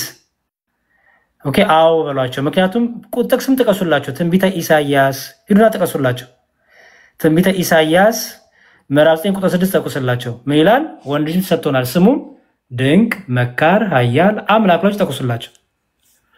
ኦኬ ይሄ ለማበሳል ለማናደድ ምናምን መጽሐፋችን የሚለውን እኮ ምናምን ልጆች ነን። ምን ሆናችኋል? እንደው ሙስሊሞች ድክም ትላላችሁ። በቃ እንደው የማያውቅ ሰው ምናምን ሲያጋጥማችሁ እንደዛ እንዳይመስላችሁ። አንዳንዴም እንደው ብልጡ ነው እንጂ ፕሊዝ እንዴ። አዎ ስሙም ድንቅ መካር ኃያል አምላክ ወንድ ልጅ ተሰጥቶናል። አዎ እንዴ ኢሳ እኮ ወንድ ልጅ አይደል እንዴ? ኢሳ ወንድ አይደል እንዴ? የእናንተ ኢሳ በኋላ ሳይሞት ተወሰደ የምትሉት ኢሳ ወንድ አይደል እንዴ? ምንድን ነው? እኔ አልገባኝም። አላም ወንድ እኮ ነው ዲያቆን። ኧረ እዛ ድረስ ምን መድረስም ስላልፈለኩኝ ነው እንጂ እንዲያው አይ ሙስሊሞች። እሺ ሙስሊሞች ካላችሁ 3 ጥያቄ አቅርቤያለሁ። እንዲያውም ወደ እናንተ ልግባ ማለት ነው። በቃ 3 ጥያቄ አቅርቤያለሁ። አንደኛ አምላካችሁ አላህ ሲገለጥ ኦኬ አምላካችሁ አላህ ሲገለጥ ስንት አካል ይዞ ነው የሚገለጠው? ከአንድ በላይ አካል እንዳለው ቁርአኑ ይናገራል፣ ሐዲሱ ይናገራል። ቁርአኑ ባቱ ሲገለጥ ይላል። ባት የሚገለጥበትን ቀን አስብ ይላል። ያ ባት ፍጡር ነው ፈጣሪ? እሱን ጠይቃችኋለሁ። ምክንያቱም ባቱ ያላ ከሆነ ባቱ ሁለት ቀኝ እጁ እነዚህ ፍጡር ናቸው ወይስ ፈጣሪ ናቸው? ኦኬ ምንድን ናቸው እነዚህ? የተፈጠረ ነው? ለሰው ሁለት ቀኝ እጁ ፈጥሮ ነው ሁለት ቀኝ እጅ ያመጣው? ባቱ ፈጥሮ ነው ባት ያመጣው? እንዴት ነው? እሱን ከቁርአኑም ከሐዲሱም ከተፍሲሩም እንድታስረዱኝ። ሁለተኛ አላህ ሲገለጥ አናቅህም ትሉታላችሁ። ኦኬ አናቅህም፣ እኔ አምላካችሁ ነኝ ያላችሁ እናንተ አናቅህም ትሉታላችሁ። ምን አይታችሁ ነው አናቅህም ያላችሁት? ምን አይነት አካል ብታው ነው? ስለዚህ አላህ ስንት አካል ነው ያለው? እሱንም ትመልሱልኛላችሁ።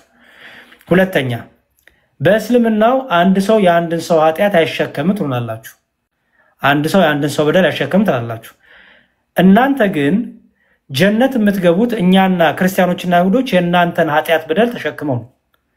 እኛ ለእናንተ ቤዛችሁ ነን። እኛ የእናንተን በደልና ኃጢአት ካልተሸከምን ጀነት አትገቡም። እኛ ቤዛ ሆነን ነው እናንተ ጀነት የምትገቡት።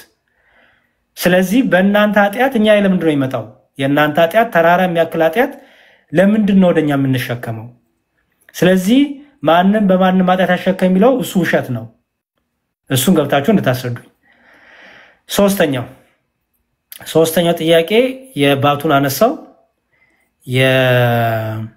የምንድን ነው ሳይኖረኝ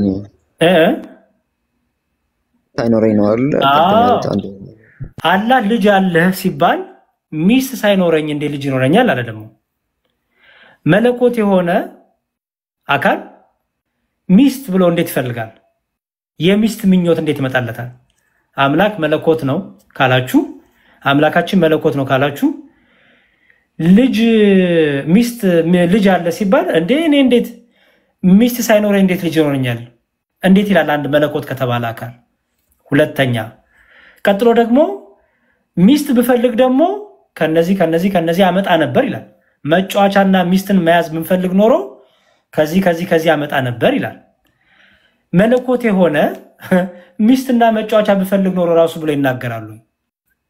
መለኮት የሆነ ሚስት ልጅ እንዲኖረኝ ሚስት ብፈልግ በቃ ሚስት ያስፈልገኛል እንዴት ይላል? ይሄን እንድትመልሱ ይፈልጋሉ። ብዙ ጥያቄ ነው ያለኝ። ግቡና መልሱ። አንድ ቁጥር ጻፉና ሙስሊሞች እነዚህን አነሳናቸውን በተርታ ትመልሱልኛላችሁ። ሐዲስና ቁርአኑን አወጣለሁ፣ መጽሐፋችሁ የሚለውን አነባለሁ። እኔ እንደናንተ መሳደብ አይደለሁም፣ ነውር አንደበትም የለኝም። መጽሐፋችሁን ግን አንብቤ ጠይቃችኋለሁ። መጽሐፋችን ለምን ታነባለህ ብላችሁ ከሰደባችሁኝ እሱ ስተት በጣም ችግር አለ ማለት ነው። ሙስሊም ካላችሁ ግቡ። ሙስሊም ያላችሁ አንድ ቁጥር ጻፉ። በራሳታ ላስገባህ ይብሮ ናግባ። እሺ ላሳየው ወንድሜ ናግባ። ልስብ ያለው ይብሮ ተቀበል። ማስረጃ እንድንሰጥ ብዬ ነው። እሺ ሰላም ይብሮ፣ እንዴት ነህ? ሰላም ነው። እስኪ ላወራው ነገር እንዳለ ማስረጃ ዝም ብለህ ነው እያወራ የነበረውና ዝም ብዬ ነው? እርግጠኛ ነህ? እስኪ ማስረጃውን አውጣ ክፈት። እሺ አይ ዝም ብለህ ስትለኝ እርግጠኛ ሆንካ ብዬ ነው። ኦኬ ችግር የለውም ላውጣልህ። ኦልራይት እሺ ካሜራ የላዙር አረቢያ ትችላለህ እንዴ? ኢብሮ አረብኛ ነው እንግሊዝኛ ነው የምትችለው? በአማርኛ ትርጉም ክፈተው ሁላችንም እንድንግባባ። በአማርኛ ትርጉም የኔ ኮምፒውተር ሐዲስ በአማርኛ ነው እንዴ ተረጎመ? ሰሂህ ሙስሊም 2767 ዲ ይሄው ፍሌፍት እኮ ያሳየውክ ነው። አረብኛ ከቻልክ አረብኛውን አድርግልህ። አይታየም ብዥ ብሏል። ግን ምኑ ብዥ ብሏል? ይፍታ ሀቢብ አይታየም። ይታያል። ምን ነው የሚታየው? እኔ እየታየኝ አይደለም። አይ ብራዘር እንግሊዘኛ ተረጎምሽ? ይሄው እንግሊዘኛ ላይ አንብቡልክ። አረብኛ አድርገው። እሺ አረብኛውን አንብበው። እሺ አረብኛውን አንብበው። አረብ አድርገው። ይሄው ቆይ እንደዚህ ላድርግልህ። እንዲያውም ሜቢ የሚረዳ ከሆነ አሁን ይታያል።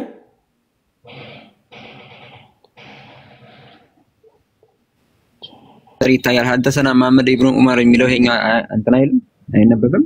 እኔ እንኳን እያነበብኩ ራሴ ላውጣና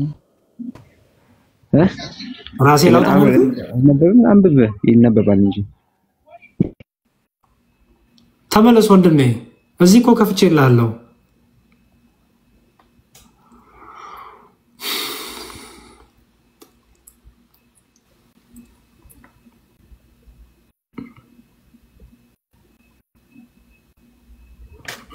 እሺ ተመለስ። እኔ ላንብብላችሁ እስከዛ። አቡ ቡርዳ ሪፖርትድ አላህ ሜሴንጀር ሴይንግ የአላህ መልእክተኛ እንዲህ ሲሉ ሰማው ብሎ አቡ ቡርዳ ዘገበው። ሰሂህ ሙስሊም 2767 ላይ አለላችሁ። ምን ይላል? they would come people amongst the Muslim on the day of resurrection በቂያማ ቀለት ወይም በትንሣኤ ሙታን ሲቀሰቀሱ ሙስሊሞች ይመጣሉ። as heavy as sin as mountain እንደ ተራራ የከበደ ኃጢአታቸውን ተሸክመው ይመጣሉ። and Allah would forgive them Allah ይቅር ይላቸውና and he would place in their stead በእነሱ ፋንታ the Jewish and the Christians ይላል። አይሁዶችና ክርስቲያኖችን የእነሱን ኃጢአት እነሱ ላይ ሸክሞ አይሁድና ክርስቲያኖች ወደ እሳት ይልካቸዋል፣ እነሱ ይድናሉ ማለት ነው። ስለዚህ አንዱ የአንዱን ኃጢአት አይሸከም የምትሉት ማስረጃ ስጡኝ። እኛ ለእናንተ የእናንተን ኃጢአት ተሸክመን ነው እናንተ የምትገቡት ገነት የምትገቡት። ስለዚህ በእስልምና አንዱ የአንዱን ኃጢአት አይሸከም የሚለው ነገር ስህተት ነው፣ ውሸት ነው። ጭራሽ እንዲያውም እኛን ልትወዱ ልትንከባከቡን ይገባ። ምክንያቱም እኛና አይሁዶች ለእናንተ ራንሰም ነን፣ ቤዛዎች ነን። የእናንተን ኃጢአት የምንሸከም እኛ ነን። የእናንተ ኃጢአት ተሸክመን ነው እናንተ ጀነት የምትገቡት። ስለዚህ ይህን የሚፈታልን ካለ ይግባ። አንድ ቁጥር ጻፉ ሙስሊሞች፣ ሌላም እጨምራለሁ።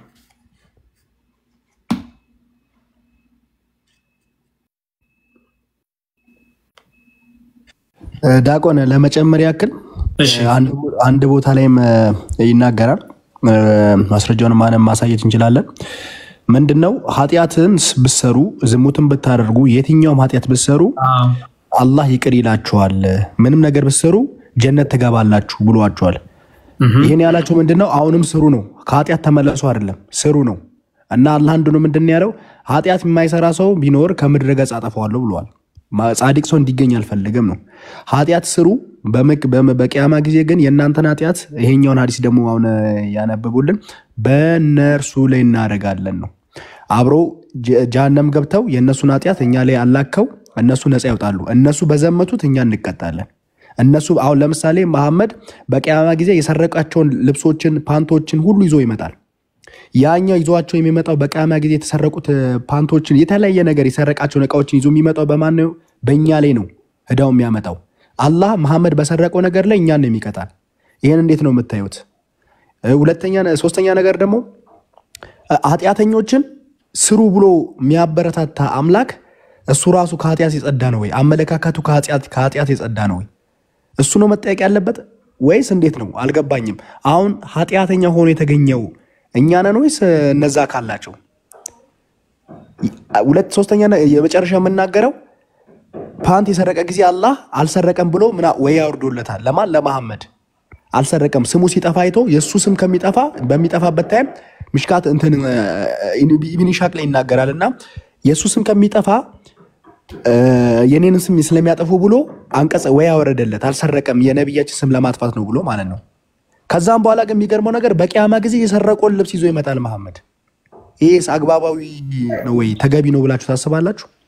ግቡና መልሱ። እሺ ቦጃን ተቀበሉት። አንዳችሁ ቦጃ እንኳን በሰላም መጣ። እንኳን ደህና ቆየሽ። እግዚአብሔር ይመስገን። ሙስሊም ነህ? አዎ። በጣም ጥሩ። 3 ጥያቄዎች አንስተናል። ከሶስቱ አንዱን መርጠህ አንደኛውን ያነበብነው ነው። አይሁዶችና ክርስቲያኖች የእናንተን ኃጢአት እናንተ እንደ ተራራ የገዘፈ ኃጢአት ይዛችሁ ትመጣላችሁ።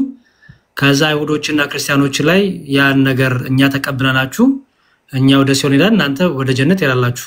ሌላም አዲስ አላሳየሃለሁ። አንድ ሁለተኛው እየተነጋገርን እንደ ምላከኝ እንዲህ መደራረብ ሳይሆን እያወራንበት ነው። እንድትመርጥ ብዬ ነው። የትኛው ይሻልሃል? ያን የፈለግከውን ችግር የለውም። እሺ ወንድሜ፣ ስለዚህ አዲስ ምንድን ነው የምትለኝ እኮ?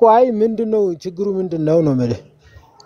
አሁን እኮ የእናንተ ኃጢአት ለምንድን ነው እኛ የምንሸከመው? ቦጃ የእናንተ ኃጢአት ለምንድን ነው እኛ የምንሸከመው እኮ? እዚች ጋር እኮ እኔም በማላውቀው አሁን እኔ የ10 ቤተሰብ ያህል እኮ አንተም እኮ ተጠያቂ ልትሆን ትችላለህ።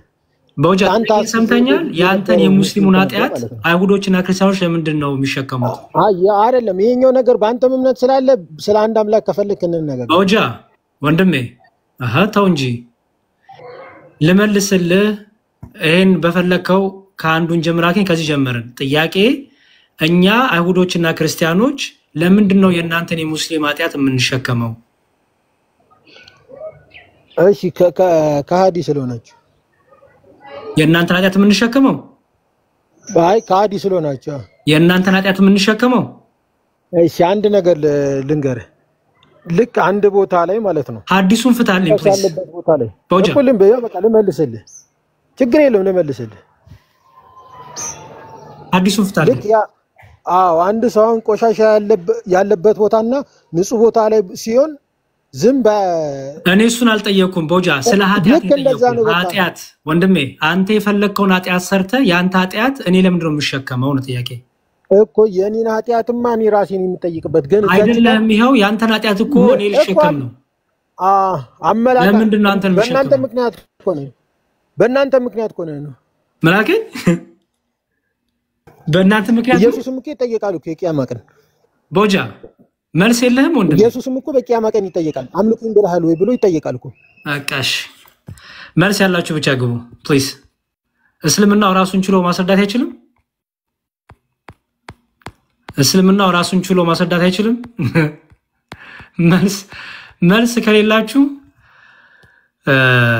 እስልምናው ራሱን ችሎ መስክሩለት ፕሊዝ። እስቲ በቃ እስልምናው ራሱን ችሎ መስክሩለት። ጭራሽ ምን አልክ? አዎ ትሸከማላችሁ አልክ። ሌላ ሙስሊም መጣና አይ እናንተ አትሸከሙም ይላል። አንተ ደግሞ ምን አልክ? ይኸው ትሸከማላችሁ አልከን። ጭራሽ አዎ ይገባችኋል አልከን ጭራሽ አንተ። ስለዚህ እንዲያውም በጣም ልትወልደን ነው የሚገባው። አንዳችን እንሻው። ኤፍታ አንተን የምትሸከመው እኔ ነኝ። እሺ መዝሙር ሌባ በደንብ አንብብ ይላል። እና ልሳብ እስቲ ሳሚ ያንተ አንብብልን እና ግባው እንድማለም እና እኔ እኮ በነገራችን ላይ አላህ ራሱ ገና ነፍሴን እድሜ እየጨመረላት በዚህ ምድር ላይ የሚያዘገየኝ ኃጢአትን እንድጨምርና ኃጢአትን እንድሸከም ነው። እዚህም ኃጢአትን ተሸክሜ እዛም ላይ ምን ቦታኝ ነው ኃጢአትን ልሸከም የምችል? በምን አቅሜ ትላለህ? ሱረቱ አሊ ኢምራን 178 ላይ አለ እነዚያ የካዱትን ነፍሶቻቸውን የምናዘገያቸው ለበጎ ነው ብለው አያስቡ ኃጢአትን እንዲጨምሩ ነው የምናዘገያቸው ኃጢአትን እንዲጨምሩ ነው ይላልና ከዛ በኋላ ግን መጨረሻ ለነርሱም አሳማሚ ቅጣት አላቸው ምናምን ይላል። ሶስተኛው ምዕራፍ ቁጥር 178 ላይ ማለት ነውና እንትኑ ከባድ ነው። እዚህም እዛም ነው እንግዲህ ተሸካሚ ያደረገ እንትን የሚልን ማለት ነው። ኦሬዲ እንደ አህያ ሁላ ነው የሚቆጥረም መሰለኝ። እኔ ሸክም አበዛብን አህያልክ